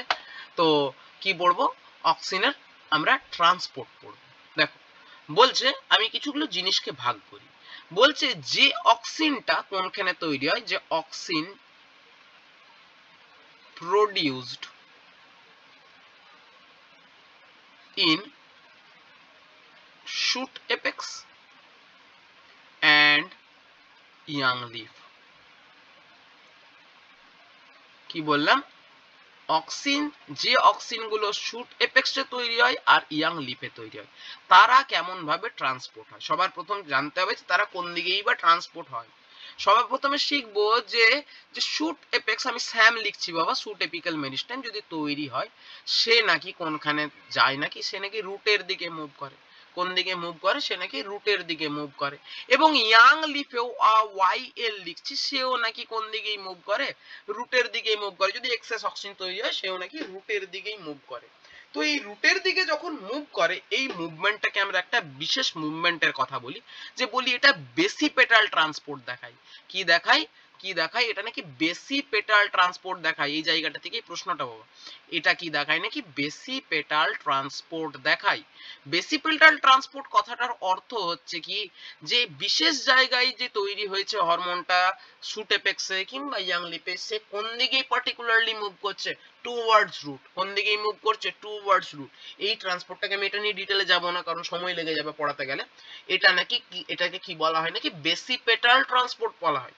অক্সি নিয়ে এরকম একদম মানে প্রপার ডিরেকশনে মুভ করে একমাত্র হরমোন। আমরা বাকিদের ক্ষেত্রেও পড়বো যে কিছু কিছু সময় ডিরেকশনাল মুভমেন্টস করে, কিন্তু অক্সিনের ক্ষেত্রেটা কিন্তু একটা খুব খুব গুরুত্বপূর্ণ একটা ওর একটা ফিচার, যে ও কিন্তু এরকম একদম প্রপার একটা ডিরেকশনাল মুভমেন্ট দেখায়। যে যেটা শুট এপেক্সে তৈরি হয় সেটা রুটেই যাবে, যেটা ইয়াং লিপে তৈরি হয় সেটা রুটেই যাবে। এই ট্রান্সপোর্টটাকে আমরা কি বলি? বেসিপেটাল ট্রান্সপোর্ট বলি। এই বেসিপেটাল ট্রান্সপোর্টটা নাকি কেমন ভাবে হয়? বলছে জাইলেম ধরেও হয় না, ফ্লোয়েম ধরেও হয় না। এটা কেমন ভাবে হয়? নাকি সেল টু সেল ফ্যাশনে মুভ করে। সেল টু সেল ফ্যাশনে মুভ করে। বলছি নরমাল ডিফিউশন হয়? বলছে না বাবা, নরমাল ডিফিউশন হয় না। বলছে অক্সিন কি করে? একটা সিম্পোর্টকে ইউজ করে। কি করে? একটা সিম্পোর্টকে ইউজ করে। প্রতিটা সেলের মধ্যে এই সিম্পোর্টারটা রয়েছে। সিম্পোর্টারই লিখে দিচ্ছে, একটা সিম্পোর্টারকে ইউজ করে, যার নাম হচ্ছে 2H+ মানে দুটো প্রোটন, আর IAA- ইন্ডোল অ্যাসিটিক অ্যাসিডের ওটা হচ্ছে প্রোটানোটেড ফর্ম। এই ফর্মে এই ট্রান্সপোর্টারটা দিয়ে সে নাকি সেল টু সেল ফ্যাশনে কি হয়? নিচের দিকে নামে। কোন দিকে নামে? যেটা শুট এপেক্সে তৈরি হয় সেখান থেকে সে আস্তে আস্তে কোন দিকে নামে? নিচের দিকে নামে। এই যে একটা প্রপার ডিরেকশন ফলো করছে, যে উপর থেকে সে নিচের দিকেই নামছে, এই জন্য এই ধরনের ট্রান্সপোর্টকে আমরা বলি যে পোলার ট্রান্সপোর্ট। কি বলি আমরা? পোলার ট্রান্সপোর্ট। যে তার বাবা নির্দিষ্ট একটা কি রয়েছে? একটা পোল রয়েছে, মানে নির্দিষ্ট একটা কি রয়েছে? তার দিক রয়েছে। তো পোলার ট্রান্সপোর্টের একটা সেকশন আমরা পড়লাম, যার নাম হচ্ছে বেসিপেটাল ট্রান্সপোর্ট। বেসিপেটাল ট্রান্সপোর্ট কোন দিক থেকে কোন দিকে হয়? শুট থেকে রুটের দিকে হয়। শুট থেকে রুটের দিকে হয়, এবং সেই ট্রান্সপোর্টটা কি হয়? সেল টু সেল ফ্যাশন হয়। সেই ট্রান্সপোর্টটা কি দিকে হয়? সেল টু সেল ফ্যাশন হয়। এবং আরেকটা কথা আমি এখানে লিখবো, যে এই ট্রান্সপোর্টটা করার জন্য এনার্জি লাগে। কি লাগে? এই ট্রান্সপোর্টটা করার জন্য এনার্জি রিকোয়ার্ড। এই ট্রান্সপোর্টটা করার জন্য এনার্জি লাগে। আমি সেকেন্ড অপশনে যাব, যে যদি যদি কোনো কারণে অক্সিন কোনখানে তৈরি হয়? Auxin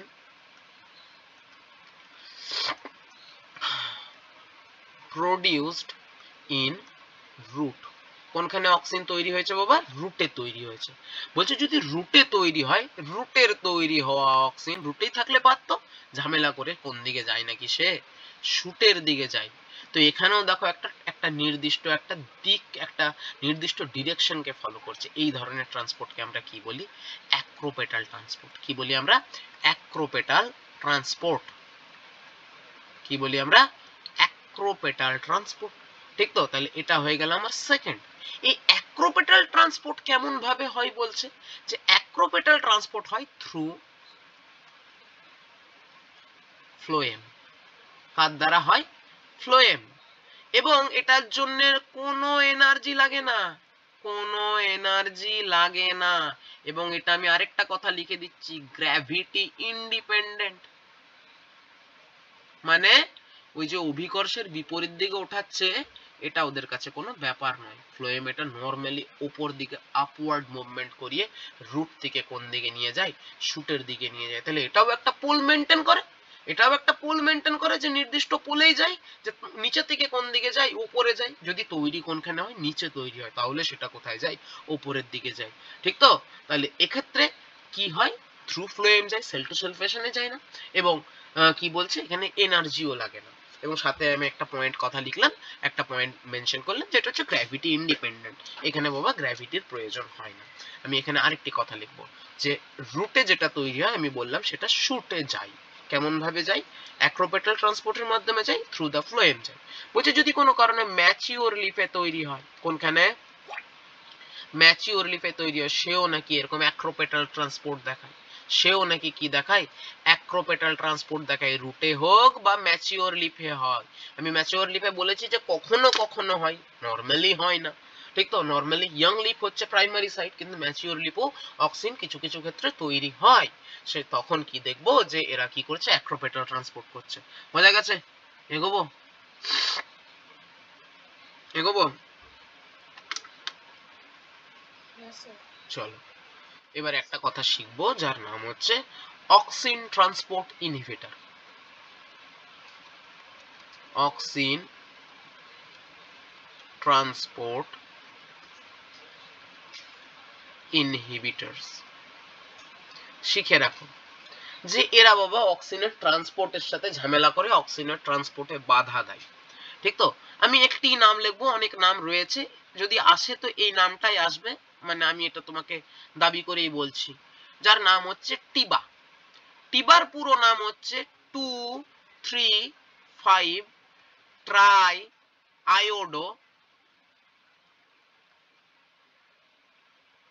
iodo benzoic acid. Benzoic acid, ঠিক তো? এটা হচ্ছে একটা কেমিক্যাল। আমরা কি করি, যদি অক্সিজেনের ট্রান্সপোর্ট যদি বন্ধ করতে চাই, আমরা এটা এক্সোজেনাসলি কি করতে পারি? এক্সোজেনাসলি কি করতে পারি? অ্যাপ্লাই করতে পারি। এর কথাটার মানে কি গো? এই কথাটার মানে কি? এক্সোজেনাসলি অ্যাপ্লাই করতে পারি মানে, বা এটাকে আমি, হ্যাঁ বলো মানে কি জানো?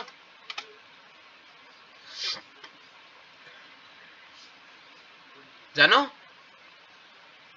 ঠিক আছে, আমি বলে দিচ্ছি।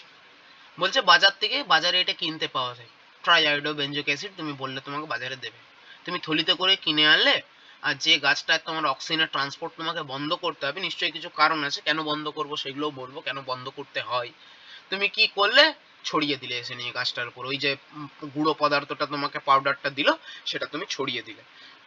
কি করলো? সিস্টেমিক্যালি অ্যাবজর্ব হলো, রুট সেটাকে অ্যাবজর্ব করলো, অ্যাবজর্ব যেই করলো অক্সিজেনের ট্রান্সপোর্টার হতে দেবে না, উপর থেকে নিচের দিকে না নিচ থেকে উপরের দিকে, দুটো ট্রান্সপোর্টই অফ করে দেবে, ঠিক তো? এটা আমরা বাজার থেকে কিনে আনতে পারি, এবং এইভাবে আমরা অক্সিজেনের কি করতে পারি? পুরো ট্রান্সপোর্ট সিস্টেমটাকে আমরা নিজেরা কন্ট্রোল করতে পারি, যে পুরোপুরি বন্ধই করে দিতে পারি। এটার নাম হচ্ছে এক্সোজেনাস, মানে বাইরে থেকে অ্যাপ্লাই করছি যেটা, ঠিক তো? আর আরেকটা হয় যেটার নাম হচ্ছে, যার নাম হচ্ছে ফ্ল্যাভোনয়েডস, যার নাম হচ্ছে ফ্ল্যাভোনয়েডস। তো এদেরকে বলি আমরা এন্ডোজেনাস, মানে এটা গাছ নিজে তৈরি করে, নিজেই ফ্ল্যাভোনয়েডস তৈরি করে, নিজেই কি করে? অক্সিজেনের ট্রান্সপোর্টকে কি করে? ইনহিবিট করে। তাহলে এটাকে বলা হয় এন্ডোজেনাস অক্সিজেন ট্রান্সপোর্ট ইনহিবিটর, দিলে ফ্ল্যাভোনয়েডস লিখবে। আর যদি এক্সোজেনাস অক্সিজেন ট্রান্সপোর্ট ইনহিবিটর দেয়, তখন লিখবে টিবা। তো এই অক্সিজেন ট্রান্সপোর্ট ইনহিবিটরকে ছোট্ট করে বলা হয় এটিআই। এর অ্যাক্রোনিমটা কি? ATI, abbreviated form, oxygen transport inhibitor. এগোবো?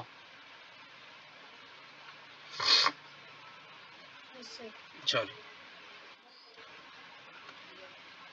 আমরা প্রতিটা হরমোনকে এই রকম হেডিং এই পড়বো, হ্যাঁ, মিস করব না।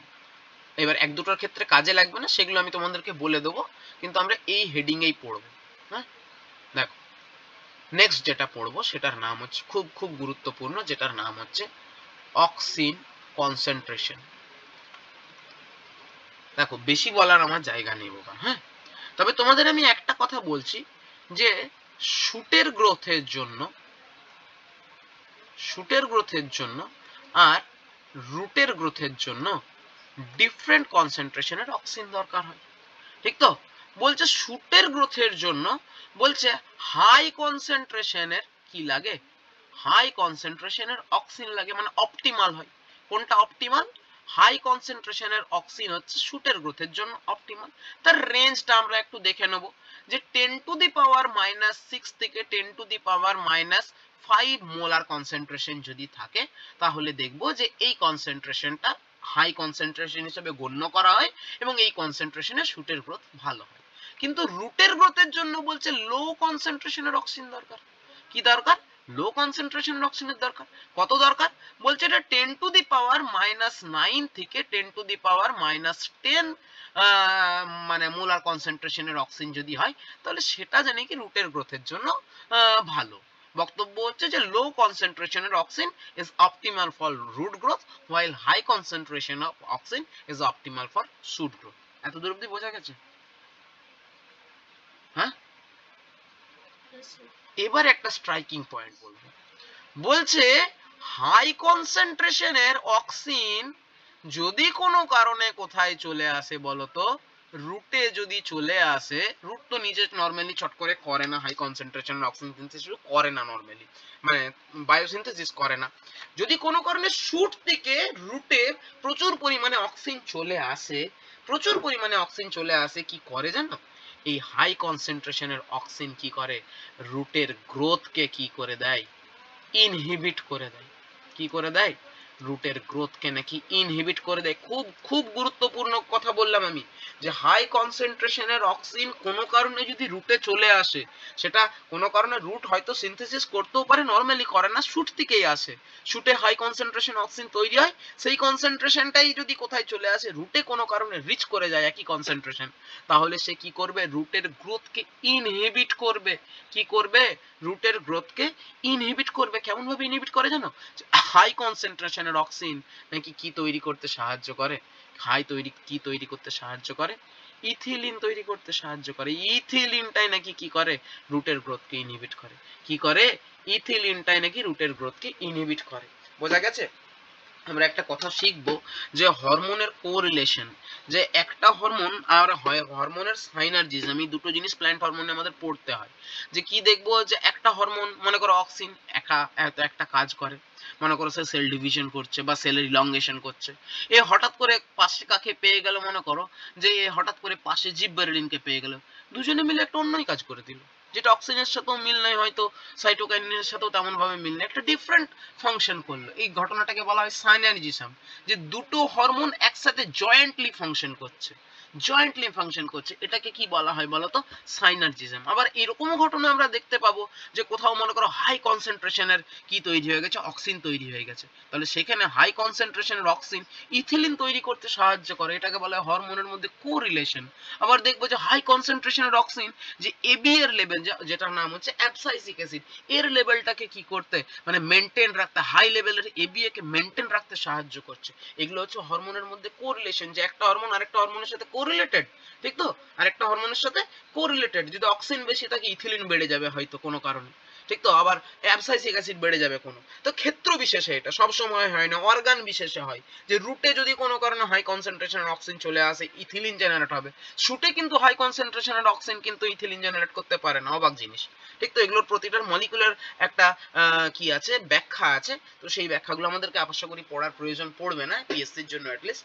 তো এটা তোমরা শিখে রাখো, এই সামান্য জিনিসটা, এটা থেকে প্রশ্ন আসতে পারে যে হাই কনসেন্ট্রেশনের অক্সিজেন কি করতে পারে, রুটের গ্রোথকে ইনহিবিট করতে পারে বাই এলিভেটিং, বাই সিনথেসাইজিং ইথিলিন, ঠিক তো? সেই ইথিলিন সিনথেসিস করে কি করতে পারে, এই রুটের গ্রোথকে কি করতে পারে, সে বন্ধ করতে পারে। হয়ে গেছে? এগোবো?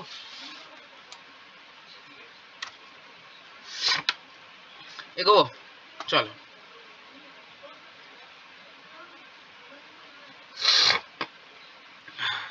বড় সর্দি করে গেছে। দেখো, এবার আমরা এর ফিজিওলজিক্যাল অ্যাকশনসে যাব। হ্যাঁ,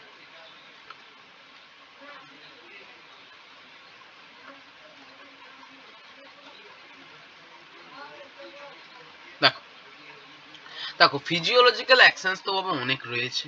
হ্যাঁ, তো আমরা কিছু সিলেক্টেড বলবো না, মোটামুটি সবটাই পড়ার চেষ্টা করব, যেহেতু গ্র্যাজুয়েশনে পড়ি, মাথার ধরার ক্ষমতা অনেক, তো আমরা মোটামুটি সবটাই পড়ার একটু চেষ্টা করব, খুব ছোট ছোট করে পড়বো, এমন না যে আমি বিশাল আমি একটা ইলাবোরেশনে চলে যাব, প্রতিটাকে আলাদা আলাদাভাবে ব্যাখ্যা করব, ওই রকমও না, কিছু জিনিসকে ব্যাখ্যা করব, কিছু জিনিসকে ব্যাখ্যা না করে শুধু সামান্য হেডিংটা পড়লেই হবে, ঠিক আছে?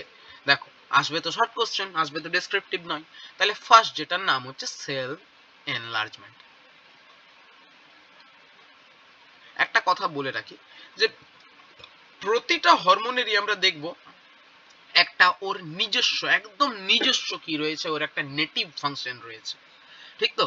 সেই ফাংশনটা আমরা পয়েন্ট আউট করে দেবো যে এটা বাবা ওর একদম নিজস্ব বৈশিষ্ট্য, এটা ওই করতে পারে। কিন্তু এটা ছাড়াও দেখবো যে আরো এমন অনেক সে কাজ করে বেড়ায় যেগুলো অন্য হরমোনরাও করতে পারে, ঠিক তো? যেগুলো অন্য হরমোনরাও করতে পারে, মানে তাহলে নিজস্বতাটা কম প্ল্যান্ট হরমোনদের ক্ষেত্রে। যে প্ল্যান্ট হরমোন, এই যে আমি বলবো যে সেল এনলার্জমেন্ট, এটা অক্সিন করতে পারে H প্লাস ATPase দিয়ে। আবার দেখবো কোনো কোনো সময় সাইটোকাইনিনও এরকম উল্টো রোল করে ফেলে, ঠিক তো? নর্মালি করে না, সে নর্মালি সেল ডিভিশন করে। সাইটোকাইনিনের প্রধান কাজ হচ্ছে সেলকে ডিভাইড করা, কিন্তু আমরা দেখবো অক্সিনও কি করে, সেল ডিভিশন করে। কিন্তু আমি আরো বলছি, আমরা যেটা তার একদম মুখ্য কাজ, ঠিক তো, সেই কাজগুলোকে আমরা পয়েন্ট আউট করবো যে এটা অক্সিনই করে, মানে 99% ক্ষেত্রে অক্সিনেরই এটা প্রধান কাজ। এবার চুটকা চুটকি কোনো হরমোন এসে যদি ওই কাজটা করে দেয় তাহলে আলাদা ব্যাপার, করতে পারে, এরকম ঘটনা আমরা প্ল্যান্ট হরমোনের ক্ষেত্রে পাবো। প্ল্যান্ট হরমোনের স্পেসিফিসিটি খুব কম, খুব কম, টার্গেট সাইট স্পেসিফিসিটি খুব কম, যেটা অ্যানিমাল হরমোনের ক্ষেত্রে অ্যানিমাল হরমোনগুলো হাইলি স্পেসিফিক হয়, ঠিক তো? থাইরয়েড গ্রন্থি মানে TSH, ও যদি থাইরয়েড গ্রন্থি ছেড়ে কোনো কারণে ট্র্যাক চেঞ্জ করে অন্য কোথাও চলে যায় না, ও সিম্পলি ডিস্ট্রয় হয়ে যাবে, ও কোনো কাজ করবে না। কিন্তু অক্সিন যদি ও যাওয়ার কথা ছিল, মনে করো কোনো একটা লিফে, লিফ থেকে সে ক্রস করে কোনো স্টেমেরই একটা অন্য কোনো পার্টে চলে গেছে, কোন কিছু না কিছু করে আসবে, এমনি এমনি নষ্ট হবে না, সে কিছু না কিছু ওখানে কোনো না কোনো ফাংশন সে করে আসবে। এটা হচ্ছে প্ল্যান্ট হরমোনের লেস স্পেসিফিসিটির জন্য এই ধরনের ঘটনা ঘটে, বোঝা গেছে? এটা মাথায় রাখবে। তাহলে আমরা সেল এনলার্জমেন্ট, আমি প্রথমেই বলে রাখি যে এটা অক্সিনের কিন্তু একদম মানে এক্সক্লুসিভ ফিচার বলবো না, কিন্তু তবুও বলবো যে এটা অক্সিনের কিন্তু এক্সক্লুসিভ, এটা অক্সিনই করতে পারে এইভাবে, ঠিক তো? বাকিরাও হয়তো কোথাও হয়তো পড়তেই পারি যে এও সেল এনলার্জমেন্টে হেল্প করছে, কিন্তু অক্সিন যে ওয়েতে করে অন্য হরমোন অন্যভাবে করতে পারে। এটা হচ্ছে অক্সিনের একদম এক্সক্লুসিভ ফিজিওলজিক্যাল অ্যাকশন, মানে শুধুমাত্র অক্সিনই করে। এক্সক্লুসিভ কথাটার মানে হচ্ছে শুধুমাত্র। দেখো কেমন ভাবে করে, আমি ডিটেলে বলবো না, আমি শুধু বলবো যে সেলের, সরি, আমি শুধু কিছুগুলো পয়েন্ট মেনশন করে যাব যে সেলের কি রয়েছে, প্লাজমা মেমব্রেনে একটা পাম্প রয়েছে যার নাম হচ্ছে H প্লাস ATPase, যার নাম হচ্ছে H প্লাস ATPase। এর কাজ কি? এ সেল থেকে কি করে, প্রোটনকে কি করে দেয়, বাইরে বার করে দেয়। আর সেল থেকে ইউজ করে কি, এটিপি, মানে সেলের এটিপি কে ইউজ করলো এবং সেলের প্রোটনকে সে বাইরে দিকে বের করে। কোন জায়গাটাই বের করে, the space between plasma membrane and cell wall, CW লিখো, হ্যাঁ? যে বলছে ঠিক এই রকমের একটা গল্প, এটা হচ্ছে আমার প্লাজমা মেমব্রেন আর এখানে হচ্ছে আমার, এটা হচ্ছে সেল ওয়াল। তো বলছে H প্লাস ATPase টা ঠিক এইভাবে আছে, H প্লাস ATPase টা এই সেল থেকে কি করছে, প্রোটন গুলোকে কি করে দিচ্ছে, পাম্প করছে কোন দিকে, এই সেল ওয়াল। এটা হয়ে গেল আমার সেল ওয়াল আর এটা হয়ে গেল আমার প্লাজমা মেমব্রেন। এই সেল ওয়াল আর প্লাজমা মেমব্রেনের মাঝের জায়গাটাই, ঠিক তো? এখানে আদৌ তো কোনো স্পেস থাকে না, একসঙ্গে চেটানো থাকে, সেই জায়গাটাতে আমি বলছি, ঠিক আছে? তো সেই লোকেশনটাতে, লোকেশন বিটুইন, এটা স্পেস না লিখে লোকেশন করে দেবে, চিন্তা নেই, অসুবিধা নেই। তো ওই জায়গাটাতে সে কি করে, ওই H প্লাস গুলোকে কি করে, সে ওখানে প্রোটন গুলোকে দিতে থাকে। তো এবার বক্তব্য বলছে হচ্ছে কি, যে অক্সিন কি কাজ করে? অক্সিন তো শুধু সিগন্যাল ক্যারি করে, অক্সিন আর কিচ্ছু করে না। অক্সিন এই পুরো কাজটা, যে সেল এনলার্জমেন্টের ঘটনাটা, সেটা এনজাইমকে দিয়ে করায়। কেমন ভাবে করায় দেখো, আমি তোমাকে বলছি যে সেলের মধ্যে যে প্রি এক্সিস্টিং, আমি কথাটা লিখছি প্রি এক্সিস্টিং, যে pre existing H plus ATPase গুলো ছিল তাদেরকে কি করে, অ্যাক্টিভেট করে, তাদেরকে কি করে, অ্যাক্টিভেট করে।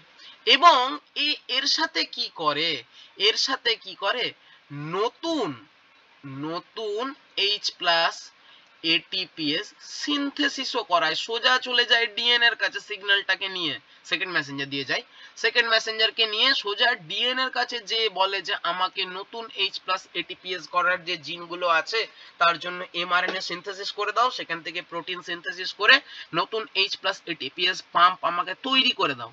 সেই নতুন পাম্পগুলোকে আমি হয়তো লাল কালারে আঁকছি, সেই নতুন পাম্পগুলোকে ভেসিকুলার ট্রান্সপোর্টের মাধ্যমে, মানে ওই গলগি বডি দিয়ে যেটা ট্রান্সপোর্ট করে, সেই ভেসিকুলার ট্রান্সপোর্টের মাধ্যমে সে কি করে, প্লাজমা মেমব্রেনে সেট করে এবং তাদেরকে অ্যাক্টিভেট করে। তাহলে অক্সিন কি করছে? অক্সিন শুধু সিগন্যাল ক্যারি করছে। সেই সিগন্যালে বলা ছিল যে activate the pre existing H+ ATPase as well as synthesize new H+ ATPase। তাহলে দুটো ঘটনা ঘটলো, প্রি এক্সিস্টিং H+ ATPase দের কি করলো? অ্যাক্টিভেট করলো। 2 নম্বরে নতুন H+ ATPase সিনথেসিস করলো। এরা কাজ সবাই একই করছে। কি করছে? সেল থেকে প্রোটনগুলোকে পাম্প করে ওই যে প্লাজমা মেমব্রেন আর সেল ওয়ালের যে মাঝের জায়গায়, সেই জায়গায় প্রোটনকে পাঠিয়ে দিচ্ছে, সেই জায়গায় প্রোটনকে পাঠাচ্ছে। করতে করতে করতে করতে কি হয় যে এই যে প্লাজমা মেমব্রেন এবং সেল ওয়ালের মাঝের জায়গাটায় প্রচুর পরিমাণে কি চলে আসে? এনাফ অ্যামাউন্টে কি চলে আসে? এনাফ অ্যামাউন্টে কি চলে আসে? প্রোটন চলে আসে। তো এর ফলে কি হয়? ওই জায়গাটার যেটা পিএইচ না, সেটা কি হয়ে যায়? ডাউন হয়ে যায়। তো পিএইচ ডাউন হয়ে যাওয়া মানে হয় ওর ওই জায়গাটা কি হয়ে যায়? অ্যাসিডিক হয়ে যায়। কি হয়ে যায়? ওই জায়গাটা অ্যাসিডিক হয়ে যায়। আমি ঠিকঠাক বলছি তো? বোঝা যাচ্ছে তো? ওই জায়গাটা কি হয়ে যায়? অ্যাসিডিক হয়ে যায়। আমি পুরো মেকানিজমটা ডিটেলে বললে আজকে শুধু এটাই পড়াবো আমি, ঠিক তো? তো কি বললাম? এনাফ অ্যামাউন্টের H+ ATPase যখন ওই জায়গায় চলে আসে, কি হয়? ওই জায়গাটার পিএইচটা কি হয়ে যায়? অনেকটা নিচে নেমে যায়, মানে 3.5 থেকে 4.7 এর মধ্যে বা আরো কমে রেঞ্জ করে। বোঝা গেছে? ওই জায়গাটা পুরোটা অ্যাসিডিক হয়ে যায়। যখনই এর পিএইচ অ্যাসিডিক হয়ে যায়, মানে এর পিএইচ নেমে যায়, একটা এনজাইম আছে যার নাম হচ্ছে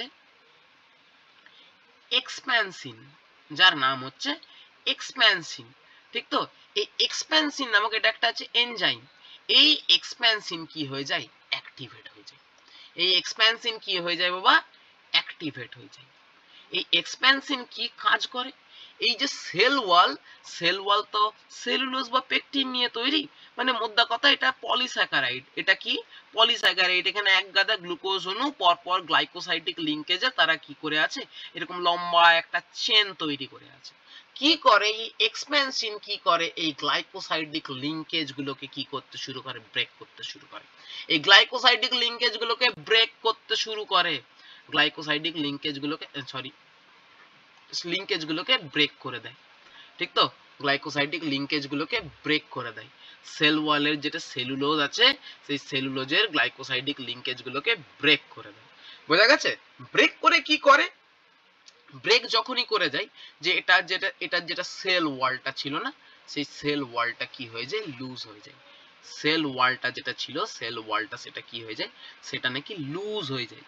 সেটা নাকি লুজ হয়ে যায়। ওর যে টানটা থাকে সেটা নষ্ট হয়ে যায়, কারণ ওইগুলো মাঝখানকার গুলোকে কেটে দিয়েছে।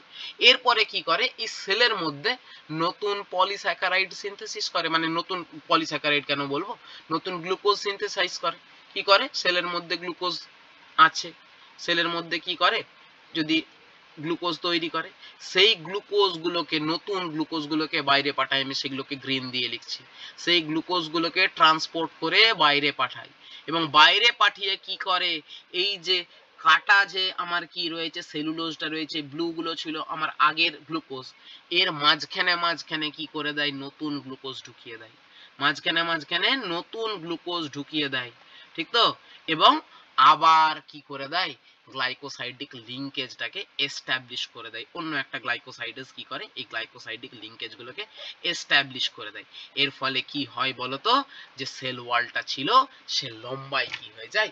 বড় হয়ে যায়। এর লেন্থটা কি হয়ে যায়? এর লেন্থটা কি হয়ে যায়? ইনক্রিজ করে যায়। এর লেন্থটা ইনক্রিজ করে যায়। এর ফলে সেলটা কি হয়? সেলটা যেটা এইরকম সাইজের ছিল, সে বড় হয়ে কি তৈরি করে? এইরকম হয়। তার এনলার্জমেন্ট হয়। তার কি হয়? এনলার্জমেন্ট হয়, নট ডিভিশন। তার কি হয়? এনলার্জমেন্ট হয়। এবং এই এনলার্জমেন্টের জন্য কি হয়?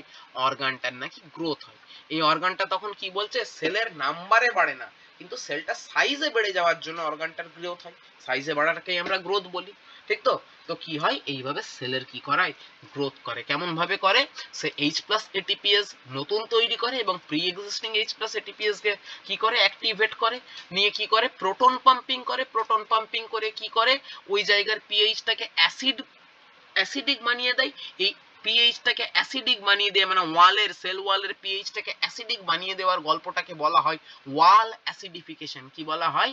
ওয়াল অ্যাসিডিফিকেশন, আমি ইচ্ছা করে বলিনি, আমি এখন বলছি ওয়াল অ্যাসিডিফিকেশন, এটা থেকে প্রশ্ন আসে, ঠিক তো, যে ওয়ালের কি হয়েছে অ্যাসিডিফিকেশন, যখনই ওয়াল অ্যাসিডিফিকেশন হয়ে যায় এক্সপ্যানসিন নামক একটা এনজাইম অ্যাক্টিভেট হয়, it cleaves the glycosidic linkage of the cellulose and pectins, cellulose এবং পেকটিনের যে গ্লাইকোসাইডিক লিঙ্কেজ গুলো আছে সেগুলোকে সে ব্রেক করে, এর ফলে ওয়ালের লুজেনিং হয়, সেল ওয়ালটা কি হয়ে যায়, লুজ হয়ে যায়।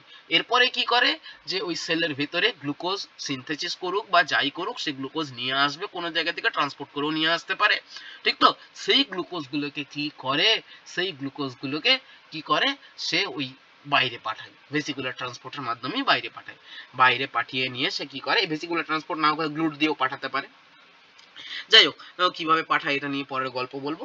তো সে কি করে, সেই গ্লুকোজ গুলোকে সে বাইরে পাঠায় এবং সেই গ্লুকোজ গুলোকে মাঝখানে ইনকর্পোরেট করে দেয়, ইনকর্পোরেট করে আবার গ্লাইকোসাইডিক লিঙ্কেজ গুলোকে জুড়ে দেয়, ফলে কি হয়, সেল ওয়ালটা বড় হয়ে যায়, সেল ওয়ালটা বড় হয়ে যায়। আর প্লাজমা মেমব্রেনটা তোমরা আশা করি জানো, যখনই এক্সোসাইটোসিস হয় বা ভেসিকুলার ট্রান্সপোর্ট হয়, যে ভেসিকলটা প্লাজমা মেমব্রেনে যে যখনই ফিউজ করে যায় না, প্লাজমা মেমব্রেনের লেন্থটা একটু একটু করে বাড়তে থাকে, মানে কি হয়, এখানে ভেসিকুলার ট্রান্সপোর্টের জন্য প্লাজমা মেমব্রেনের লেন্থ বাড়তে থাকে এবং সেল ওয়ালটাকে আমরা কি করে দিলাম, ওই এক্সপ্যানসিন দিয়ে কেটে কুটে নতুন গ্লুকোজ দিয়ে তাকেও বড় করে দিলাম, মানে প্লাজমা মেমব্রেনও বড় হয়ে গেল, সেল ওয়ালও বড় হয়ে গেল, গোটা সেলটা কি হয়ে গেল, এনলার্জ হয়ে গেল। তোমাকে এখান থেকে কি প্রশ্ন দেবে, তোমাকে এখান থেকে প্রশ্ন দিতে পারে যে প্রি এক্সিস্টিং H+ ATPase এবং নিউ H+ ATPase সিনথেসিসের মাধ্যমে অক্সিন কি করে, সেলের এনলার্জমেন্ট করে, হ্যাঁ তুমি লিখবে হ্যাঁ এটা দিয়ে করে।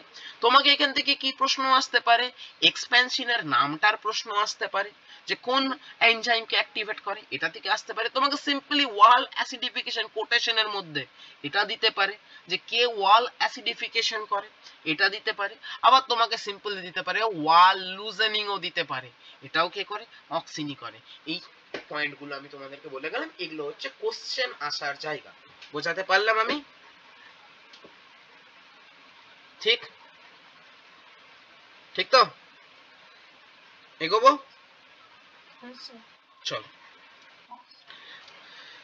দেখো আজকে আমি এরপরে একটা করে আমি আজ শেষ করছি, হ্যাঁ আমি কিছুগুলো পড়াবো, কিছুগুলো বলবো, অবশ্যই তোমাদের আমি একটা গুরুত্বপূর্ণ জায়গা, অনেকেরই এটা কনফিউশনের ব্যাপার, আমি সেই জন্য এটাকে আজকে ধরছি, এটা পড়িয়ে আমি আজকের টপিক শেষ করব, পরের দিন বাকিগুলো পড়বো, কারণ অক্সিনটা এমনিতেই একটু বড়, অন্যগুলো এক এক দিনে এক একটা পুরোটা শেষ হয়ে যাওয়ার কথা, কিন্তু অক্সিনটা একটু বড়, অক্সিনটা একটু সময় লাগতে পারে, ঠিক আছে। আমি 2 নাম্বার যেটা পড়াচ্ছি তার নাম হচ্ছে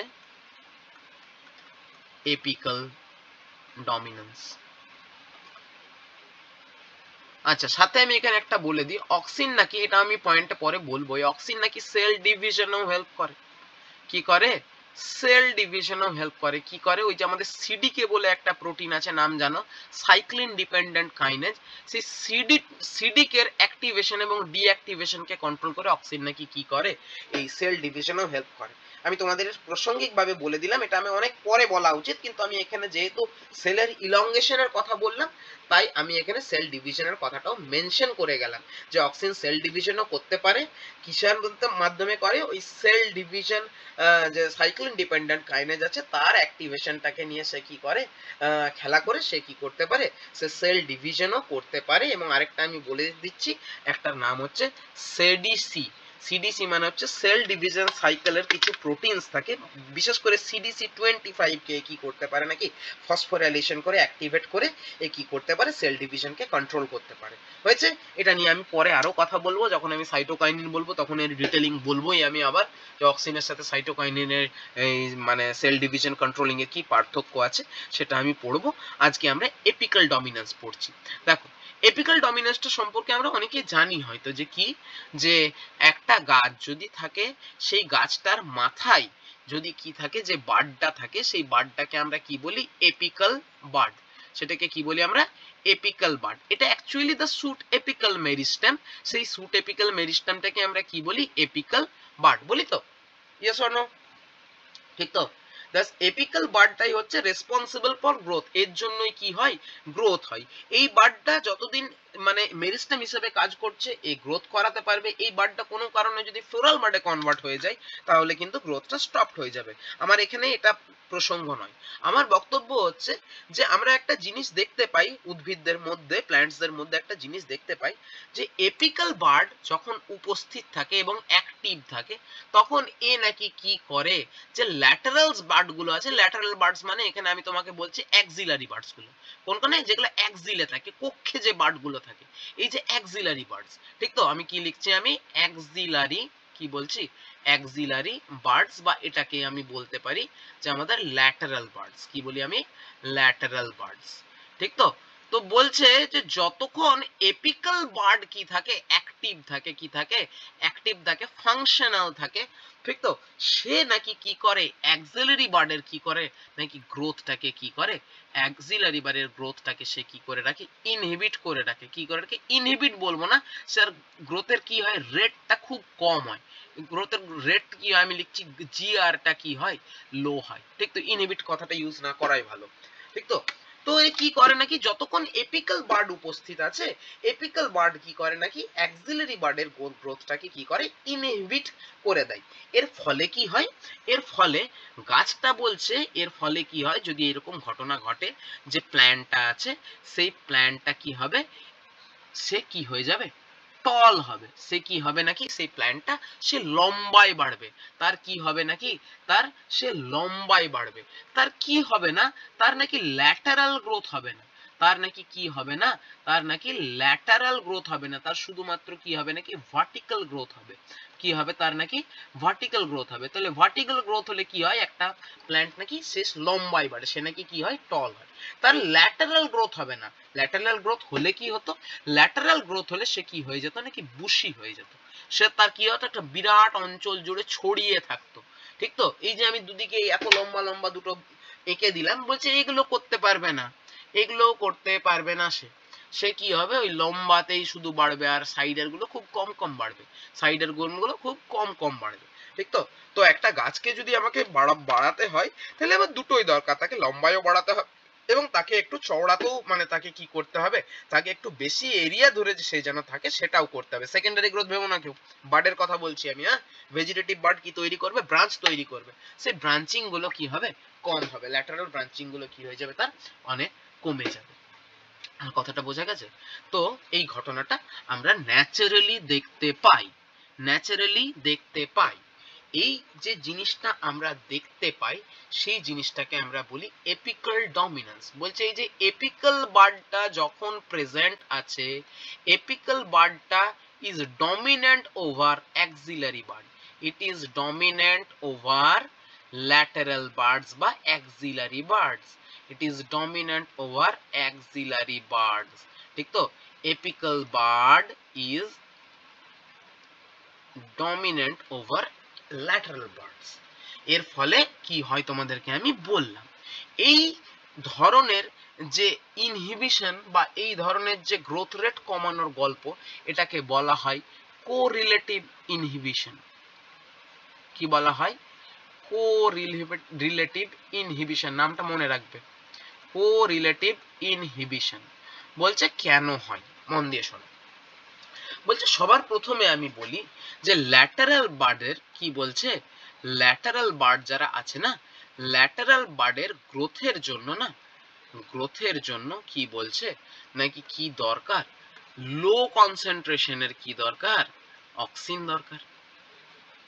কিসের দরকার, লো কনসেন্ট্রেশনের অক্সিজেন যদি থাকে তাহলে নাকি ল্যাটারাল বার্ডের কি হবে, বৃদ্ধি হবে, গ্রোথ হবে। কিন্তু এপিক্যাল বার্ড কি তৈরি করে, এপিক্যাল বার্ড কি তৈরি করে, হাই কনসেন্ট্রেশনের কি তৈরি করে, হাই কনসেন্ট্রেশনের অক্সিজেন তৈরি করে। এই হাই কনসেন্ট্রেশনের অক্সিজেন এটা not suitable for, not suitable for lateral bird, lateral birds growth, lateral বার্ডের গ্রোথের জন্য হাই কনসেন্ট্রেশনের অক্সিন কিন্তু সুটেবল নয়। আমি বলিনি যে পুরোপুরি ইনহিবিট করে, গ্রোথ হয় খুব স্লো, গ্রোথ হয় খুব লিটল, মানে একদম খুব সামান্য পরিমাণে কি হয় তার গ্রোথ হয়। এটা সুটেবল নয় হাই কনসেন্ট্রেশনের অক্সিনটা। ঠিক তো? কি কোনটা সুটেবল বলছে? যদি লো কনসেন্ট্রেশনের অক্সিন পাই। এবার কি বলছে যে তুমি কোনো কারণে যদি তুমি কি করে দাও, এই এপিক্যাল বার্ডটাকে হাটিয়ে দাও, মানে আবার কি করবে তুমি, ওই ডিক্যাপিটেশন যদি করো, কি করো তুমি যদি ডিক্যাপিটেশন করো, তাহলে তুমি দেখতে পাবে, যদি আমরা এখানে কি করি ডিক্যাপিটেশন, কি করি আমরা ডিক্যাপিটেশন, ডিক্যাপিটেশন, আরে কি করি আমরা যদি কি বলবো, আমরা যদি ডিক্যাপিটেশন করি,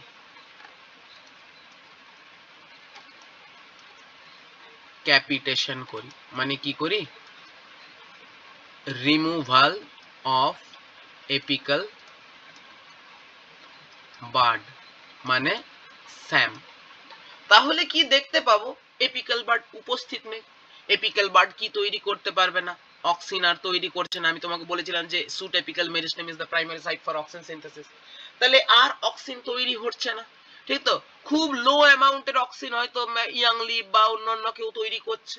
সেই লো অ্যামাউন্টের অক্সিনে বা লো কনসেন্ট্রেশনের অক্সিনে এটা কি হয়, অক্সিনের যেটা কনসেন্ট্রেশন, অক্সিনের কনসেন্ট্রেশন কি হয়ে যায়, অক্সিনের কনসেন্ট্রেশন কি হয়, লো হয়ে যায়।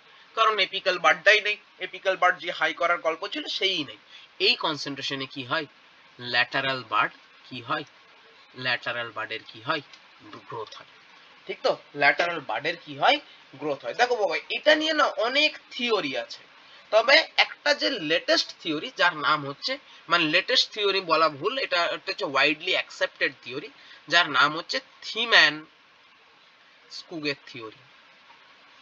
ওরা একটা অন্য কথা বলেছিল, হ্যাঁ, এই থিওরিটার নাম হচ্ছে ডিরেক্ট ইনহিবিশন মডেল। কি নাম?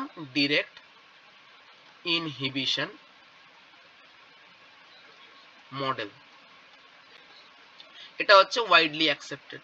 তাদের বক্তব্য বলছে কি, যে যে হাই কনসেন্ট্রেশন অফ অক্সিন যখন থাকে, অক্সিনের কনসেন্ট্রেশন যখন হাই থাকে, এই হাই কনসেন্ট্রেশন অক্সিন কি করে, হেল্পস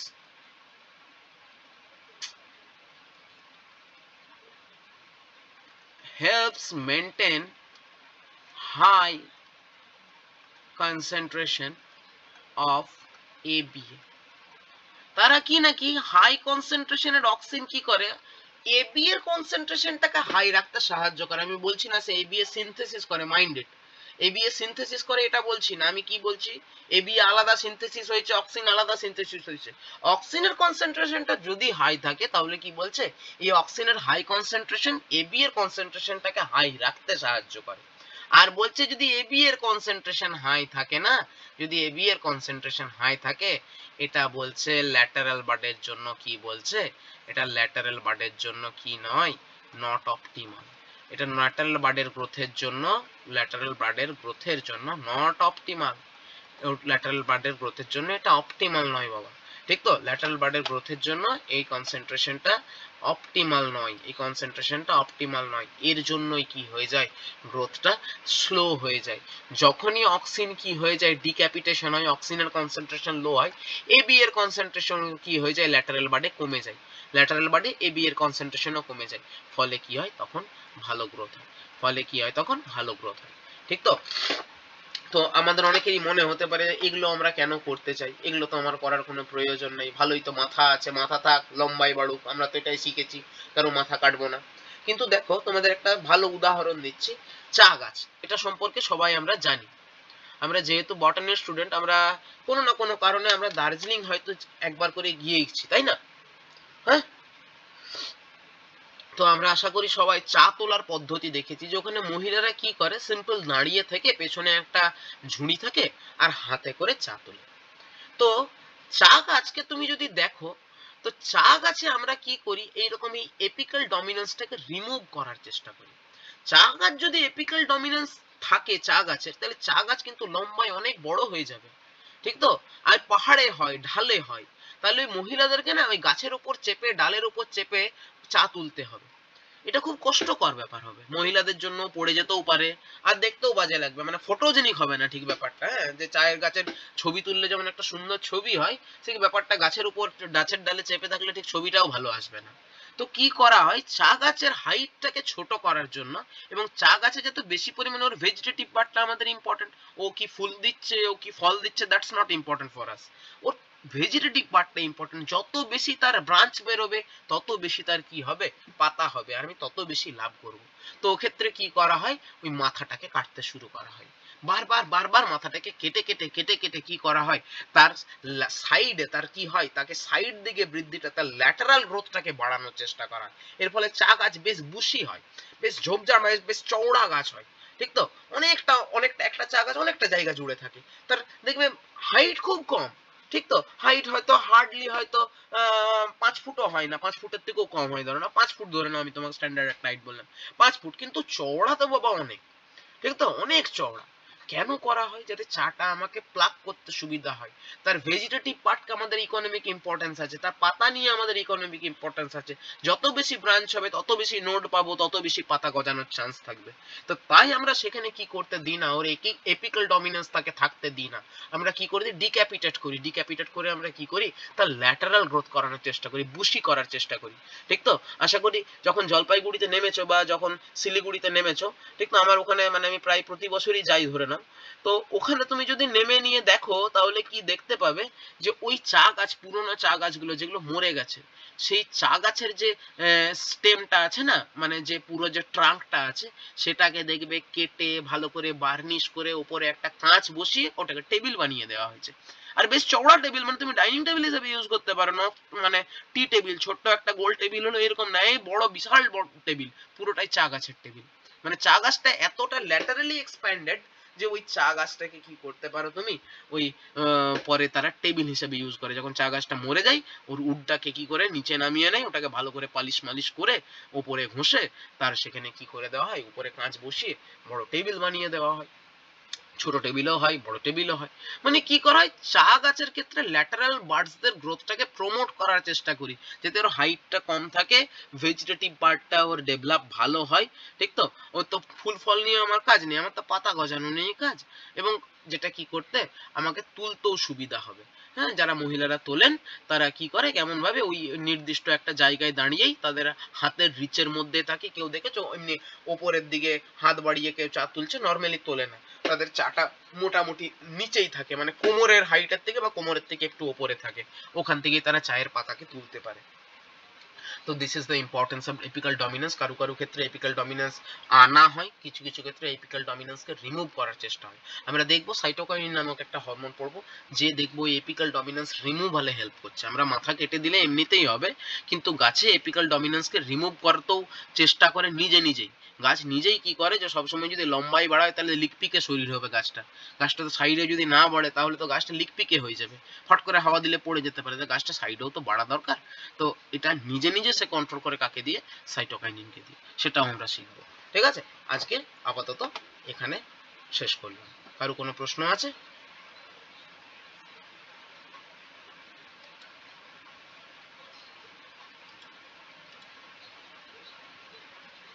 চলো।